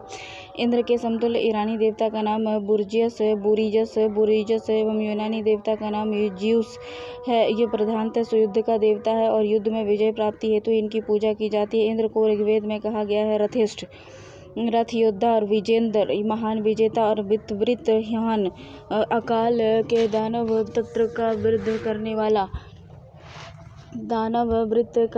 करने वाला, पुरंदर, पुर अर्थात किलों को तोड़ने वाला, पुरंदर, ऋत, ऋतु, 100 शक्तियों को धारणा करने वाला, माधवा, दानशील आदि। इंद्र के पास शर्मा नामक एक सुंदर कुतिया थी जो उसे युद्ध और संधियों में मदद करती थी। ऋग्वैदिक काल अग्नि, ऋग्वैदिक काल में दूसरा प्रधान देवता अग्नि था। ऋग्वेद के 200 सूक्तों में अग्नि की स्तुति की गई है। अग्नि में समतुल्य ईरानी देवता का नाम अतर और यूनानी देवता का नाम हेफास्टस है। यह प्रधानतः आहुतियों का देवता था। उसे आर्यों का पुरोहित कहा गया है। ऐसे देवताओं का मनुष्य के बीच मध्यस्थ देवता माना गया है, क्योंकि अग्नि के यज्ञ की आहुतियों को धुआं के रूप में देवता तक पहुंचाता है। इसे ऋग्वेद में कहा गया है पथीकृत, पथ का निर्माण, जति, वेदस, चर अचर का ज्ञाता, वरुण, युद्ध। यह ऋग्वैदिक काल का एक महत्वपूर्ण देवता था। ऋग्वेद के 30 सूक्तों में वरुण की स्तुति की गई है। ऋग्वेद में वरुण को असुर कहा गया है। वरुण के समतुल्य ईरानी देवता का नाम अहुर मजदा एवं यूनानी देवता का नाम नोज, यूरेनस है। इसे समस्त ऋग्वैदिक देवताओं में नैतिक रूप से सर्वश्रेष्ठ माना गया। ये प्रधानतः जल और समुद्र का देवता था। प्रारंभ में इसका अत्यधिक महत्व था, लेकिन बाद में महत्व घट गया और एकमात्र जल का देवता रह गया। यह जगत का नियंता और ऋतु का नियामक, देवताओं के पोषक, मनुष्यों के पापों को क्षमा करने वाला आदि ऐसे देवताओं का देवता कहा गया है। ऋग्वेद में वरुण को कहा गया है ऋतिक, गोपरित स्थापित करने वाला, विश्व तरच्छु, सर्वत्र दृष्टि रखने वाला। जिन सूक्तों में वरुण का आह्वान किया गया उन सूक्तों को ऋग्वेद का सर्वाधिक उदात्त सूक्त माना गया है। उदात्त सोम, यह ऋग्वेद काल का एक महत्वपूर्ण देवता था। ऋग्वेद के 120 सूक्तों में 114 सूक्त नवे मंडल में और 6 सूक्त अन्य मंडलों में सोम की स्तुति की गई है। इसके समतुल्य ईरानी देवता का नाम एहोम, हाम और यूनानी देवता का डायनोसिस है। यह प्रधानतः वनस्पति का देवता था। सोम मूलतः एक पौधा था, लता थी, जिसके एक शक्तिशाली मादक पेय सोमरस बनाया जाता था। यह देवताओं और मनुष्य दोनों का अत्यंत प्रिय पेय था। इसका पान मुख्यतः अग्निशोष्टम यज्ञ के समय किया जाता था। सूर्य, अग्निशोष्टम यज्ञ के समय किया जाता था। सूर्य, यह ऋग्वैदिक काल का एक महत्वपूर्ण देवता था।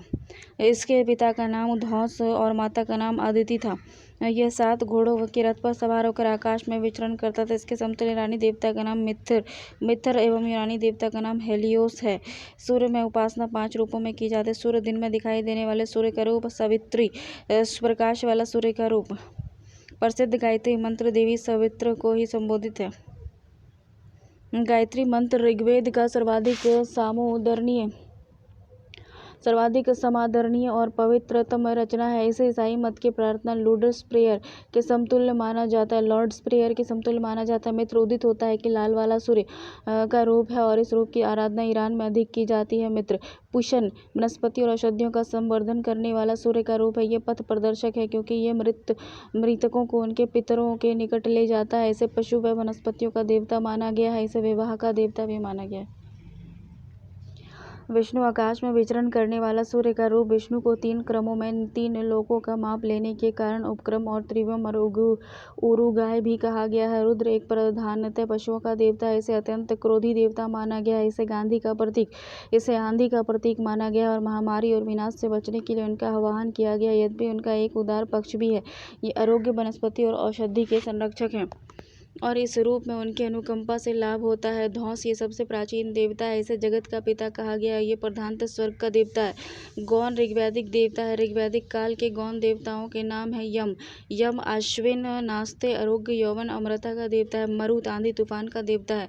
वायु जो है पवन का देवता है और त्वस्त अग्नि देवता है। आर्यम जो है संधि और वह विवाह का देवता है। पर्जन्य जो है जल वर्षा नदियों का देवता है। ऋग्वैदिक देवियों के नाम इस प्रकार हैं। अदिति देवी की महान माता, देवी की जननी, सृष्टि का मूल आधार, उषा, अरुणोदय की देवी, पृथ्वी जगत की माता, सावित्री सूर्य की प्रेरणा प्रदान करने वाली देवी, सूर्य देवता की पुत्री, आप जो हो गया जल देवी, रात्रि हो गया रात की देवी, अरणी हो गया वन देवी, दिशान हो गया वनस्पति की देवी, पुरादि हो गया उर्वरता की देवी, इला हो गया आराधना की देवी, सिंधु नदी देवी आदि हो गया। ऋग्वैदिक धर्म का स्वरूप कैसा? प्रसिद्ध जर्मन विद्वान मैक्स मुलर ऋग्वैदिक कालीन धर्म का स्वरूप एक देववादी मानते हैं। एक देववाद के बाद वह वाद है जिसमें लोग अलग अलग देवताओं में विश्वास करते हैं और जिसमें प्रत्येक देवता अपनी जगह पर सर्वोच्च होता है। बिल्कुल यही स्थिति ऋग्वेद के मंत्रों से स्पष्ट होती है। ऋग्वैदिक धर्म का स्वरूप एक देववादी था, न कि बहुदेववादी। ऋग्वैदिक काल के अंतिम चरण में एकेश्वरवाद के चिन्ह भी दृष्टिगोचर होते हैं क्योंकि प्रवर्ती मंडलों में वह एक तदेकम वह एक और एक सत्य विप्राविदा बहंती, अर्थात एक सत्य को विधान उनके प्रकार से कहते हैं। ईश्वर एक है परंतु वर्णन कई रूपों में किया जाता है, जैसी अभिव्यक्ति मिलती है। देखो, समग्रतः ऋग्वैदिक काल में आर्यों के धार्मिक विचार वह क्रियाकलाप कबीलाई रूप की थी और इसी काल में आर्य सभ्यता के धार्मिक विचारों और कर्मकांडों के उन मूल तत्वों की स्थापना हुई जिनका विकास हम उत्तर वैदिक काल में देखते हैं। राज्य व्यवस्था हो गया पॉलिटी। भारतीय राजनीति का इतिहास ऋग्वैदिक काल से ही प्रारंभ होता है। ऋग्वैदिक काल में समाज राजनीतिक दृष्टि से 5 इकाइयों में विभाजित था: कुल, कुटुंब, ग्राम, विष और जन। राष्ट्र। कुल कुटुंब अर्थात परिवार समाज की सबसे छोटी इकाई थी। कुल का प्रधानतः कुलप कहलाता था जो कुल के सदस्यों पर पूर्ण नियंत्रण रखता था। कुल का सर्वाधिक आयु वाला पुरुष कुलप होता था। ग्राम हो गया कुलों के समूह को ग्राम कहा जाता था। ग्राम का प्रधान ग्रामीणी कहलाता था। ये ग्राम की जनता की रक्षा और संगठन, शांति, न्याय और दंड की व्यवस्था करता था। जैसे कि इकाई हो गया और उसका प्रधान, जैसे कुल का प्रधान कुलपति होता था या कुटुंब का गृहपति, ग्राम का ग्रामीणी, विषपति, जन का गोप और राष्ट्र का राजन। विष ग्रामों के समूह को विष कहा जाता था। विष के प्रधान विषपति कहलाते थे। उसका मुख्य काम ग्रामों में पारस्परिक संबंधों की सुव्यवस्था एवं सुरक्षा था। जन विदेशों के समूह को जन कहा जाता था। जन का प्रधान जनपति और गोप कहलाता था। जनपति या गोप प्राय राजा हुआ करता था। ऋग्वेद में राजा की गोप जनस्थ और पूरा भेदता नगरों पर विजय प्राप्त करने वाला कहा गया है। ऋग्वैदिक काल में अनु, हृदय, यदु, पुरु और तुर्वश ये 5 प्रमुख जन थे जिन्हें पंचजन कहा जाता था। राष्ट्र हो गया जनों के समूह को राष्ट्र कहा जाता था। राष्ट्र का प्रधान राष्ट्रपति राजन कहलाता था। राष्ट्रपति या राजन का मुख्य कार्य राष्ट्र की रक्षा करना था। राष्ट्रपति और राजन का वरण करने वाले को राज्यकृत कहा जाता था। ऋग्वेद के 10वें मंडल के 173वें सूक्त के मंत्र में संख्या 1 में राज्याभिषेक के संबंध में कहा गया है कि हे राजन, आपको राष्ट्रपति बनाया गया है। आप इस राष्ट्र के स्वामी हैं। आप ध्रुव, अचल और स्थिर रहें। आप ध्रुव रहें, अचल रहें, स्थिर रहें। प्रजा आपको चाहे और आपका राष्ट्र नष्ट न होने पाए। इतिहासकारों का मानना है कि ये भले ही ऋग्वैदिक काल में राष्ट्र की अवधारणा थी, लेकिन यह उत्तर वैदिक काल में जाकर मजबूत हो सकी। ऋग्वैदिक काल में 3 प्रकार की राजनीतिक संस्थाएं थी: सभा, समिति और विदत। सभा ये ऋग्वैदिक काल की सबसे महत्वपूर्ण संस्था थी। चुने हुए लोगों की छोटी संस्था थी। सभा में पुरुष सदस्य को सभे एवं महिला सदस्य को सभावती कहा जाता था। सभा का कुल मुख्य कार्य था न्याय करना। समिति हो गई, ये आम जनप्रतिनिधि सभा थी और इसकी कोई भी व्यक्ति अपनी राय दे सकता था। समिति का अध्यक्ष ईशान कहलाता था। समिति का कार्य विविध विषय काम करना था। समिति राजा के चयन करती थी और उसे हटा भी सकती थी। विदथ ये प्राचीनतम ऋग्वैदिक राजनीतिक संस्था थी। उसे जनसभा भी कहा जाता था। विदथ का कार्य था धार्मिक और सैनिक महत्व के काम करना। विदथ में महिलाएं भी भाग लेती थी। जैसे उत्तर वैदिक काल हो गया 10,000 ईसा पूर्व से 600 ईसा पूर्व। भौगोलिक क्षेत्र हो गया। देखो उत्तर वैदिक काल में यजुर्वेद, सामवेद, अथर्ववेद, ब्राह्मण ग्रंथों और अंतिम अवस्था में अरण्यक और उपनिषदों की रचना हुई। इन ग्रंथों में उत्तर वैदिक कालीन आर्यों के भौगोलिक क्षेत्र के बारे में जानकारी मिलती है। उत्तर वैदिक काल में आर्यों के विस्तार का दूसरा दौर शुरू हुआ। पंजाब से आर्य जन यमुना गंगा के दोआबों के अंतर्गत समस्त पश्चिमी उत्तर प्रदेश में फैल गए और उत्तर वैदिक काल के अंत होते होते दोआब से पूर्व की ओर पूर्वी उत्तर प्रदेश, कौशल और बिहारी उत्तर बिहार के विदेह में भी अपनी पाँव फैलाने में कामयाब हुए। इस संदर्भ में शतपथ ब्राह्मण में उल्लेखित एक आख्यायिका विशेष रूप से दृष्टव्य है, क्योंकि ये आर्य बस्तियों के क्रमिक विकास का एकमात्र महत्वपूर्ण विवरण है। इस आख्यायिका में यह वर्णित है कि विदेह अथवा कैसे सदानीरा बिहार की वर्तमान गंडक नदी के पार बसने के लिए पहुंचे। इस प्रकार आर्यों की संस्कृति का केंद्र पश्चिम से पूरब की ओर खिसका और अब उनकी संस्कृति का केंद्र सरस्वती न होकर यमुना गंगा दोआब क्षेत्र हो गया। इस समय तक आर्यों ने अपनी मूल निवास स्थान पंजाब व उत्तरी पश्चिमी सीमा को वास्तव में विस्तृत कर लिया, क्योंकि उत्तर वैदिक कालीन ग्रंथों में जैसे कि शतपथ ब्राह्मण में ऐत्रेय ब्राह्मण उनका बहुत कम वर्णन है और इन काम वर्णनों में भी उसे उपेक्षित और घृणित रूप से अपवित्र भूमि कहा गया है, जहाँ की वैदिक यज्ञ नहीं किए जाते थे। उत्तर वैदिक कालीन ग्रंथों में से ज्ञात होता है कि आर्य जन दक्षिण की ओर भी फैले और विंध्य पर्वत तक पहुंच गए।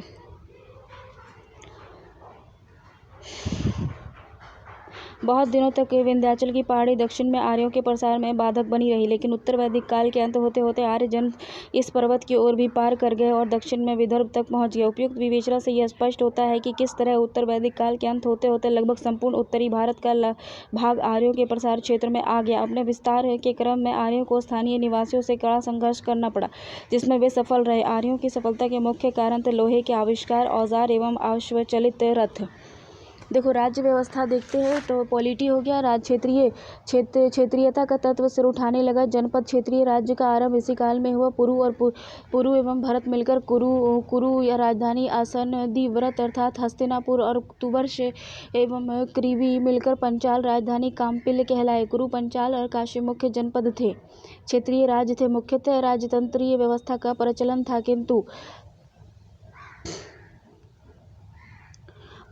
किंतु कहीं कहीं गणराज्य व्यवस्था के उदाहरण भी मिलते हैं। सर्वप्रथम ऐत्रेय ब्राह्मण में राजव तत्व की उत्पत्ति का देवी सिद्धांत मिलता है। इस काल में राजा का अधिकार ऋग्वैदिक काल की अपेक्षा कुछ बढ़ा। इससे बड़ी बड़ी उपाधियां तक के दिशाओं के आधार पर राजाओं को विशेष नाम से पुकारा जाने लगा। ऐत्रेय ब्राह्मण के अनुसार देखो, उत्तरी हो गया वैराज्य विराट, उत्तरी कुरु और उत्तरी मद्र। दक्षिणी हो गया भोज सात्वत, मध्यमा हो गया राज्य राजा कुरु पंचाल कौशल, प्राची हो गया पूर्वी साम्राज्य सम्राट मगध विदेह और कलिंग, परतीची पश्चिमी हो गया स्वराज्य स्वराट सुराष्ट्र कच्छन सौवीरी।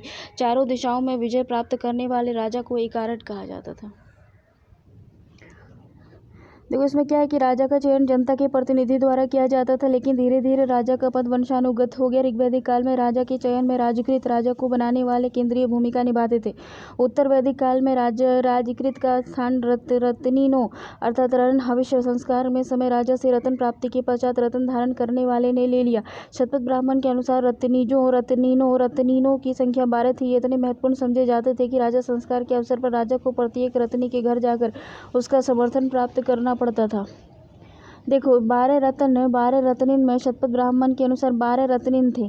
ठीक है, एक पुरोहित था जो धार्मिक प्रधान था, एक महिषी था जो प्रधान रानी थी और एक युवराज था, राजा का ज्येष्ठ पुत्र था। सुत जो था वह मुख्य काम राज्याभिषेक तीव्रति का संकलन करना, राजपूत काल के चारण और भाट के समतुल्य मगध क्षेत्र में भाट मागध के समक्ष सहायक काम, राजा का रथ हाँकने यानी सारथी का काम करना। सुत सेनानी सेना का प्रधान, ग्रामीणों का प्रमुख, छता प्रतिहारी, राजकीय कुटुंब का प्रवर्धन करता, राज्य प्रसाद का रक्षक, संग्रहित कोषाध्यक्ष, भागदूत, कर संग्रह करता,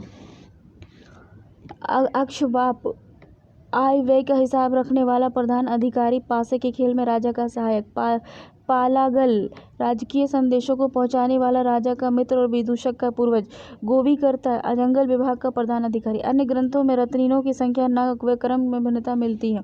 प्रांतपति दो प्रकार के होते थे, स्थापति और शतपति। स्थापति राज्य के सीमांत क्षेत्रों में नियुक्त किए जाते थे और शतपति जो है 100 गांवों के समूह पर नियुक्त किए जाते थे। प्रारंभ में स्वेच्छा से कर या बलि देने की प्रथा थी, परंतु कुछ इस काल में अनियमित करों की व्यवस्था की गई। राजा को बहिर्लद बलि लेने वाला कहा गया। अथर्ववेद के अनुसार कर या बलि अन्य पशु के रूप में दिए जाते थे। अथर्ववेद के अनुसार राजा को आय का 16वां भाग कर या बलि के रूप में दिया जाता था। अथर्ववेद में सभा और समिति को प्रजापति की पुत्रियां कहा गया है। सभा और समिति इस काल में भी जीवित रही, किंतु उनकी संरचना में बहुत अंतर आ गया और राजकीय सत्ता के उदय के कारण उनका महत्व घट गया। विदत का इस काल में अत्यंत कम आलेख मिलता है। सभा अब राज्य संस्था हो गई। अथर्ववेद में सभा को नरिष्टि अर्थात सामूहिक वाद विवाद और अनुल्लंघनीय कहा गया है। मतलब है कि सभा में सामूहिक वाद विवाद होते थे और सभा के निर्णय का उल्लंघन नहीं किया जा सकता था। शतपथ ब्राह्मण के अनुसार राजा भी सभा में उपस्थित होता था। समिति राज्य की केंद्रीय संस्था बन गई थी। इसमें भी वाद विवाद के बाद निर्णय लिया जाता था। समिति की अध्यक्षता राजा स्वयं करता था। राजा समिति के अतिरिक्त उत्तर वैदिक कालीन ग्रंथों में परिषद, सेना आदि नामक संस्थाओं का उल्लेख मिलता है। सोसाइटी ऋग्वैदिक काल के समान इस काल में भी संयुक्त परिवार की प्रथा बनी रही। परिवार प्रजासत्तात्मक था। पिता को अपनी संतान पर अबाध अधिकार था। ऐत्रेय ब्राह्मण में शुन और शेप की कथा मिलती है। इस कथा के अनुसार अजीगर्त अपने पुत्र शुन और शेन को 100 गायों के बदले बेच देता था। नारियों की दशा इस काल में नारी के स्थान में ऋग्वैदिक कालीन नारी की तुलना में कुछ गिरावट आई। मैत्रायणी संहिता के अनुसार 3 प्रमुख बुराइयां थीं, सुरा, सुंदरी और पांसा। ऐत्रेय ब्राह्मण के अनुसार पुत्री की समस्त दुखों का ऐत्रेय ब्राह्मण में कहा जाता था कि पुत्री ही समस्त दुखों का स्रोत है, किंतु पुत्र परिवार का रक्षक है।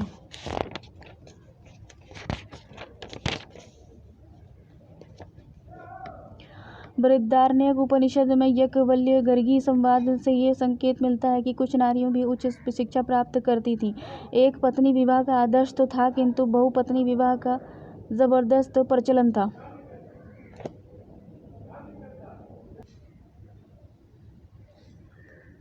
एक पत्नी विवाह का आदर्श तो था, किंतु बहुपत्नी विवाह का जबरदस्त प्रचलन था। धर्मशास्त्रों में हिंदू विवाह के 8 प्रकार मिलते हैं। ब्राह्य विवाह, समान वर्ण या जाति का विवाह, द्वैध विवाह, पुरोहित को पारिश्रमिक के रूप में मिली कन्या के साथ विवाह, आर्य विवाह, कन्या मूल्य के रूप में एक गाय और एक बैल और एक जोड़ा बैल चुनकर किया गया विवाह, प्रजापत्य विवाह, बिना दहेज का विवाह, गंधर्व विवाह प्रेम विवाह, उदाहरण दुष्यंत शकुंतला विवाह, आसुर विवाह, कन्या की खरीद कर किया गया विवाह, उदाहरण के लिए राजा दशरथ और कैकेयी का विवाह। आसुर विवाह, राक्षस विवाह, पराजित राजा की कन्या तथा अपहरण की गई कन्या के साथ विवाह। पैशाच विवाह, सोती हुई शुद्ध बुद्धहीन और अनुमत मदिरा पान आदि द्वारा कन्या को गुमराह कर उसके साथ शारीरिक संपर्क स्थापित करने के बाद किया गया विवाह को पैशाच विवाह बोलते हैं। इनमें प्रथम 4 को प्रशस्त उचित कहा गया और अंतिम 4 को अनुचित विवाह कहा गया है। इसके अतिरिक्त विवाह के 2 और प्रकार मिलते हैं, अनुलोम विवाह और प्रतिलोम विवाह। अनुलोम विवाह में क्या था कि उच्च वर्ण के पुरुष का निम्न वर्ग की स्त्री के साथ विवाह, उदाहरण के लिए निषाद ब्राह्मण पुरुष और शूद्र स्त्री के विवाह के फलस्वरूप उत्पन्न। प्रतिलोम विवाह, उच्च वर्ण की स्त्री का निम्न वर्ग के पुरुष के साथ विवाह, उदाहरण के लिए चांडाल ब्राह्मण स्त्री शूद्र और पुरुष के विवाह के फलस्वरूप उत्पन्न हुआ था चांडाल जो हुआ था ये ब्राह्मण स्त्री थी और शूद्र पुरुष था, और निषाद जो हुआ था ये ब्राह्मण पुरुष था और उसकी कन्या थी। सर्वप्रथम उत्तर वैदिक काल में गोत्र प्रथा स्थापित हुई। कालांतर में समान गोत्र में विवाह का निषेध कर दिया गया था। वर्ण आश्रम व्यवस्था, समाज में अस्पष्ट 4 वर्ण हो गए, ब्राह्मण, क्षत्रिय, वैश्य और शूद्र। वर्णों के क्रमशः कठोरता आने लगी और अब वे जाति के रूप में परिणत होने लगे। व्यवसाय परिवर्तन कठिन हो गया। व्यवसाय आनुवांशिक होने लगे। चर्मकार, रथकार, धातुकार आदि की पृथक जातियां बन गई। इस प्रकार वर्णों की संख्या तो 4 ही बनी रही, लेकिन जातियों की संख्या उत्तरोत्तर बढ़ती गई। वर्ण शब्द का उल्लेख पहली बार ऋग्वेद के 10वें मंडल में मिलता है।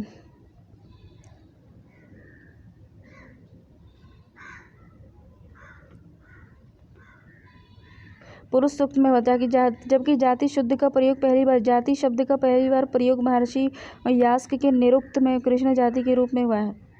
शुरू में ब्राह्मण और क्षत्रियों का दर्जा समान था, किंतु धीरे धीरे ब्राह्मण अपने को पहले दर्जे पर स्थापित करने में कामयाब रहे। उत्तर वैदिक काल में आश्रम व्यवस्था का स्पष्ट प्रमाण मिलता है। सर्वप्रथम जाबाल उपनिषद में 4 आश्रम वृद्ध, गृहस्थ, वानप्रस्थ और संन्यास का उल्लेख मिलता है। आश्रम व्यवस्था उत्तर वैदिक समाज का महत्वपूर्ण आधार था। उत्तर वैदिक ग्रंथों में मनुष्य की आयु 100 वर्ष मानी गई और आयु को 4 विभागों में विभाग कर 4 आश्रमों में विभाजित कर दिया गया। ब्रह्मचार्य आश्रम प्रत्येक व्यक्ति को अपने जीवन के आरंभ से 25वें वर्ष तक ब्रह्मचार्य आश्रम में बिताने पड़ते थे। ब्रह्मचार्य आश्रम प्रत्येक व्यक्ति को अपने जीवन के आरंभ से 25वें वर्ष तक ब्रह्मचार्य आश्रम में बिताने पड़ते थे। वहाँ वे वेदाध्ययन करता था। गृहस्थ आश्रम वेदा अध्ययन के पश्चात व्यक्ति गृहस्थ आश्रम में प्रवेश करता था। गृहस्थ आश्रम की समय अवधि 26वें वर्ष से लेकर 50 वर्ष तक होती थी। गृहस्थ आश्रम में व्यक्ति को पंच महायज्ञ, ब्राह्मी यज्ञ, प्रीत यज्ञ, देव यज्ञ, निर्यज्ञ और ऋण यत्र ऋषि ऋण, पितृ ऋण और देव ऋण से उन्नत होने का लक्ष्य प्राप्त करना पड़ता था। पंच महायज्ञ गृहस्थों द्वारा किए जाने वाले दैनिक यज्ञों को पंच महायज्ञ कहा जाता था। वेदों का स्वाध्याय, ब्राह्य यज्ञ, पितरों का तर्पण, शुद्ध पितृ यज्ञ में देवताओं को प्रसन्न करने हेतु हवन पूजा, देव यज्ञ, मानवतर प्राणियों के भोज देने, भूत यज्ञ और अतिथि सेवा निर्यज्ञ कहलाता था। ऋण यत्र, ऋषि यत्र, पितृ ऋण और देव ऋण को ऋण त्रय कहा जाता था। यजुर्वेद में ब्रह्मचारी द्वारा ऋषि ऋण से संतानोत्पत्ति द्वारा पितृ ऋण से यज्ञ द्वारा देव ऋण से ऋण होने का उल्लेख मिलता है। वानप्रस्थ आश्रम गृहस्थ आश्रम के पश्चात व्यक्ति को वानप्रस्थ आश्रम में प्रवेश करना पड़ता था। वानप्रस्थ की समय अवधि 51वें वर्ष से लेकर 75वें वर्ष तक होती थी। वानप्रस्थ आश्रम में व्यक्ति को ऐशना, पुत्र ऐशना, वित्त ऐशना और लोक ऐशना का परित्याग करना पड़ता था। संन्यास आश्रम जीवन की अंतिम अवस्था में व्यक्ति संन्यास आश्रम में प्रवेश करता था। संन्यास का आश्रम की समय अवधि 76वें वर्ष से लेकर 100वें वर्ष तक या मृत्यु तक होती थी। संन्यास आश्रम में समस्त सांसारिक बंधनों का त्याग करना पड़ता था।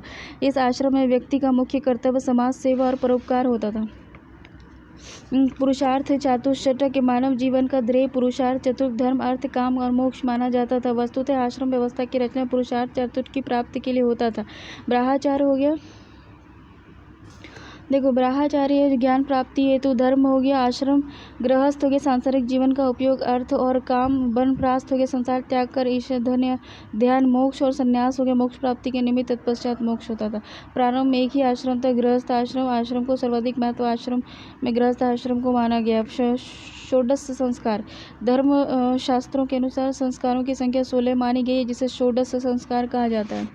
जैसे देखो गर्भाधान निषेक, नर नारी का मिलन गर्भाधारण हेतु शुभ नक्षत्र की रात्रि में।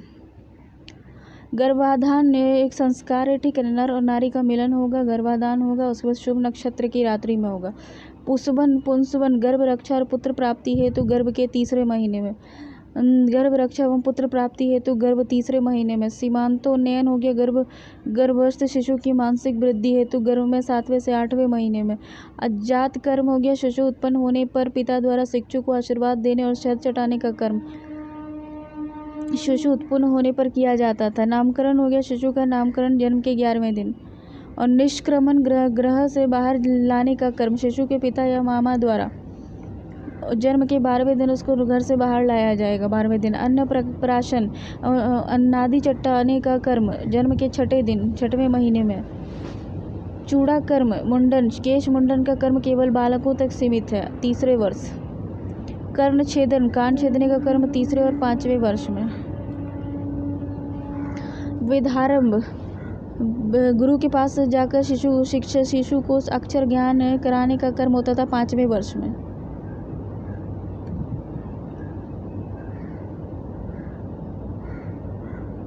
उन्नयन संस्कार होता था जनेऊ धारण कर ब्रह्मचार्य आश्रम में प्रवेश।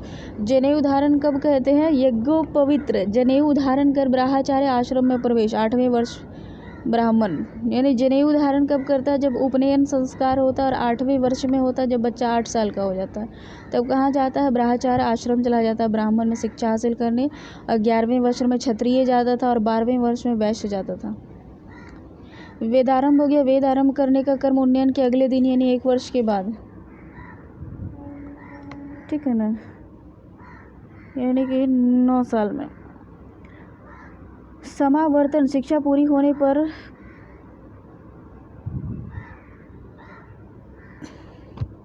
समावर्तन हो गया शिक्षा पूरी करने पर मेघ चर्म दंड आदि को जल में फेंक कर घर की ओर लौटना। पूरी पर मेघ चर्म दंड आदि को जल में फेंक कर 25वां वर्ष पूरा होने पर उसको घर लौटना, उसको कहते हैं समावर्तन। विवाह 25 वर्ष पूरा होने पर विवाह कर गृहस्थ आश्रम में प्रवेश। 25वां पूरा होने पर उसको शादी कर देना।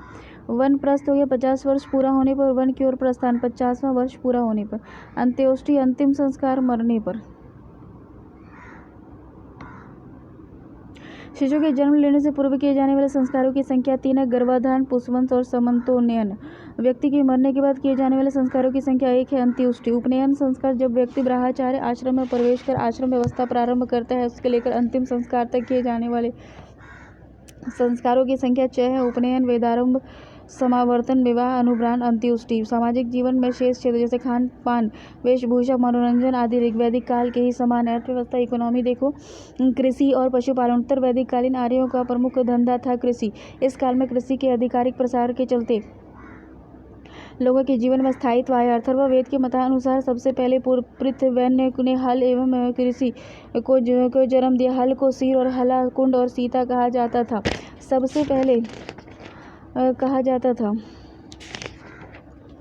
सबसे पहले शतपथ ब्राह्मण में कृषि से जुड़ी समस्त प्रक्रिया जैसे करछापन, जुताई, बपन, बुआई, लुनन, कटाई और मर्शन, मड़ाई आदि का विवरण मिलता है। हल इतने विशाल होते थे कि 4 से लेकर 24 बैल तक एक साथ जोते जाते थे।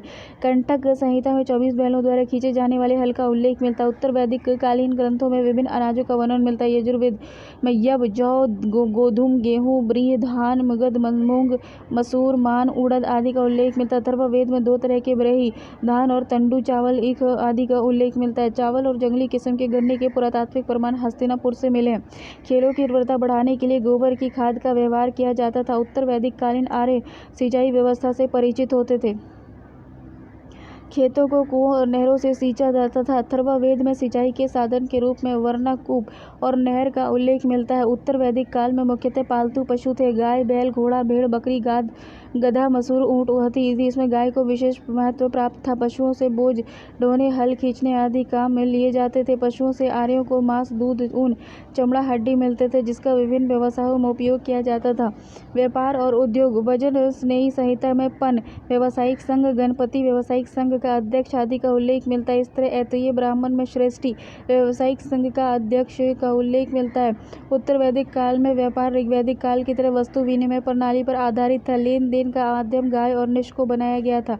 शतपथ ब्राह्मण से पता चलता है कि कर्ज लेने और देने और सूद लेने की प्रथा प्रचलित हो चुकी थी। शतमान, कृषाण, पाद आदि का तौल के रूप में प्रयोग होता था। उत्तर वैदिक काल के प्रमुख उद्योग धंधे थे धातु कर्म, वस्त्र निर्माण, रथ निर्माण, काष्ठकला, चर्मकारी, कुंभकारी आदि। यजुर्वेद में हिरण्य, सोना, ऋतु, टीन और त्रिपु, टीन और सीसक, सीसा और श्याम, आयस, लोहा आदि का विवरण मिलता है। अथर्ववेद में चांदी का उल्लेख मिलता है। अथर्ववेद में चांदी का उल्लेख मिलता है। सोने और चांदी के आभूषण, गहने बनाए जाते थे। तकनीक विकास की दृष्टि से ये वह काल था जब उत्तरी भारत में लौह युग यानी 1000 ईसा पूर्व से 500 ईसा पूर्व था। लौह तकनीक का प्रयोग मुख्यतः युद्ध शास्त्रों के लिए किया जाता था। गौनत कृषि और अन्य आर्थिक गतिविधि के लिए किया जाता था। उत्खनन से लोहे के जो हथियार मिले उनमें से अधिकतर इस क्षेत्र से मिले हैं। उत्तर वैदिक कालीन ग्रंथों में करमार शब्द का प्रयोग लोहार के लिए किया गया। उत्तर वैदिक कालीन ग्रंथों में वस्त्र निर्माण के संबंध में जानकारी मिलती है। इन ग्रंथों में कर्ण, ऊन, शन और कौश रेशम और क्षौम रेशम और सुई आदि का उल्लेख मिलता है। देखो, उत्तर वैदिक कालीन ग्रंथों में रथकार, रथ निर्माता हो गया, बढ़ई, चर्मकार और कुम्हार, कैवर्त, मछुआरा आदि का उल्लेख है। उत्तर वैदिक काल से संबंध मृदभांड संस्कृति का नाम चित्रित घुसर मृदभांड संस्कृति, पेंटेड ग्रे वेयर कल्चर था। रिलीजन क्या था? जैसे कि उत्तर वैदिक काल में आर्यों के धार्मिक विचारों में व्यापक परिवर्तन हुआ। ऋग्वैदिक काल का सीधा साधा धार्मिक जीवन और आडंबरपूर्ण रूढ़िवादी कर्मकांड प्रधान बन गया था। उत्तर वैदिक काल के अंतिम चरण में पुरोहित की प्रभुता और कर्मकांडों की निस्सारता के विरोध में उपनिषद ने आवाज उठाई। देवी देवता। उत्तर वैदिक काल में ऋग्वैदिक काल के प्रमुख देवता इंद्र, अग्नि, वरुण अब इतने महत्वपूर्ण नहीं रह गए। उनकी जगह नए देवता ले लिए, जैसे कि प्रजापति, ब्राह्मण, विष्णु, नारायण, रुद्र और शिव ने ले लिया। प्रजापति सृष्टि का निर्माण करने वाले देवता थे और उन्हें इस काल में सर्वोच्च स्थान प्राप्त था। बाद में ब्राह्मण के रूप में जाने गए। विष्णु को ऋग्वैदिक काल में सूर्य के 5 रूपों में एक माना जाता था, लेकिन अब उन्हें स्वतंत्र देवता माना जाने लगा। ये आर्यों के संरक्षण, पालनकर्ता और विश्वपति थे। रुद्र आरंभ में पशु के देवता थे, अब कल्याणकारी शिव बन गए। डी कोसाम्बी का मानना है कि शिव एक जनजातीय अनार्य देवता थे, जिन्हें बहुत बाद में आर्य देव कुल के स्थान दिया गया। इस प्रकार उत्तर वैदिक काल में त्रिमूर्ति की भावना का बीजारोपण हुआ। देवताओं की संख्या में दिग्पाल, गंधर्व, यक्ष आदि के रूप सामने आए। इसी तरह यक्षिणी और अप्सराओं का अभिद्भाव हुआ। दिक्पाल देवता दिशाओं के अभिभावक देवता और लोकपाल देवता विश्व के अभिभावक देवता। कुबेर उत्तर, सोम ईशान, सोम जो थे वो ईशान उत्तर पूर्व, इंद्र जो थे पूर्व में, अग्नि जो थे अग्नि दक्षिण पूर्व में थे, और यम जो थे दक्षिण में थे, सूर्य जो थे वो दक्षिण पश्चिम में थे, वरुण जो थे वो पश्चिम में थे, वायु जो थे वो पश्चिम उत्तर में थे। सामाजिक वर्गीकरण के साथ साथ कुछ देवताओं का संबंध वर्ण विशेष से स्थापित हो गया। उदाहरण स्वरूप पूषण जो पहले मवेशियों के देवता थे, अब शूद्रों के देवता बन गए। यज्ञ और बलि मुख्यतः 2 तरह के होते थे, लघु यज्ञ और महायज्ञ। देखो, लघु यज्ञ और महायज्ञ। लघु यज्ञ छोटे होते थे, व्यक्तिगत यज्ञ होता था। गृहस्थों द्वारा किए जाने वाले दैनिक यज्ञों को लघु यज्ञ की श्रेणी में कहा जाता था, जैसे कि पंच महायज्ञ, अग्निहोत्र। यह पंच महायज्ञ गृहस्थों द्वारा नित्य किया जाने वाला यज्ञ था। पंच महायज्ञ के नाम से ऋषि यज्ञ, प्रीत यज्ञ, देव यज्ञ, भूत यज्ञ, निर्यज्ञ, आदर्श यज्ञ, अमावस्या को पूर्णमास यज्ञ, पूर्णिमा को चतुर्मास यज्ञ, 4 मास में होने वाले यज्ञ को आदि अवसर विशेष रूप से किए जाने वाले यज्ञ थे। महायज्ञ बड़े यज्ञ होते थे, राजकीय यज्ञ होते थे। राजकुल के व्यक्ति द्वारा किए जाने वाले यज्ञ को महायज्ञ की श्रेणी में रखा गया है। महायज्ञ के संपादन में 17 पुरोहित की आवश्यकता होती थी। राजसूय यज्ञ, राज्य अभिषेक। राजसूय का शाब्दिक अर्थ है राजकीय संस्कार। ये राजा के सिंहासन रोहन से संबंधित यज्ञ था। इस यज्ञ के अवसर पर राजा राजकीय वस्त्रों में सुसज्जित होकर पुरोहित से धनुष वाहन लेकर स्वयं को राजा घोषित करता था। हालांकि यह सिंहासन रोहन से संबंधित यज्ञ था, फिर भी यह 1 वर्ष तक चलता था। बाद के दिनों में इसे सामान्य अभिषेक तक सीमित कर दिया गया।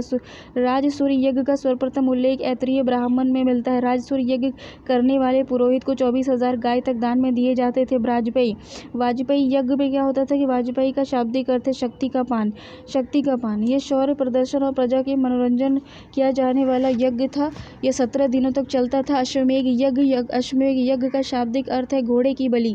यह राजनीतिक विस्तार हेतु किया जाने वाला यज्ञ था। इस यज्ञ में एक घोड़े को अभिषेक के पश्चात 1 साल के लिए स्वतंत्र विचरण के लिए छोड़ दिया जाता था। विचरण करने वाले संपूर्ण भाग पर राजा का आधिपत्य समझ लिया जाता था। चुने गए 400 योद्धा मार्ग में उस घोड़े की रक्षा करते थे। देखो, ताकि यदि कोई राजा उसे पकड़ ले तो उस राजा से युद्ध किया जा सके। साल खत्म होने के साथ ही उस घोड़े को राजधानी लाया जाता था और उसकी बलि दी जाती थी। समझा जाता था कि अश्वमेध अनुष्ठान से विजय और संप्रभु की शक्ति होती है, और यह यज्ञ 3 दिनों तक चलता था। यह यज्ञ महात्मा बुद्ध की तीव्र भर्त्सना के कारण कुछ समय तक बंद रहा। पुण्य पुष्यमित्र शुंग द्वारा इस परिपाटी का आरंभ किया गया था। इस यज्ञ का प्रचलन गुप्त और प्रारंभिक चालुक्य वंश तक रहा। इसके बाद ये बंद हो गया। देखो, अग्निशोष्टम यज्ञ, ये देवताओं को प्रसन्न करने हेतु अग्नि को पशु बलि दिया जाने वाला यज्ञ था। अग्नि को क्या देते थे? आग को पशु की बलि देते थे, और पशु की बलि देने वाले यज्ञ को कहते हैं अग्निशोष्टम यज्ञ। ये यज्ञ 1 दिन चलता था, और इस 1 दिन में यज्ञ में सुबह से दोपहर और शाम को सोमरस पिया जाता था। इस यज्ञ के पूर्व याज्ञिक और पत्नी को 1 वर्ष तक स्वात्विक जीवन बिताना पड़ता था। तप ज्ञान। उत्तर वैदिक काल में जहाँ एक तरफ यज्ञ, बलि और कर्मकांड की प्रधानता रही थी, वहीं नई दार्शनिक विचारधारा का भी उदय हुआ। इसने यज्ञों और बलियों को निरर्थक बताकर तप और ज्ञान का मार्ग सुझाया। आरण्यक ने तप मार्ग का एवं उपनिषदों ने ज्ञान मार्ग का रास्ता दिखाया। उपनिषदीय विचारों ने यज्ञ के अनुष्ठान को ऐसी कमजोर नौका बताया जिसे भव सागर पार नहीं किया जा सकता। उपनिषद के जो विचारक थे, उन्होंने यज्ञ और अनुष्ठान को ऐसी कमजोर नौका बताया जिससे भव सागर पार नहीं किया जा सकता।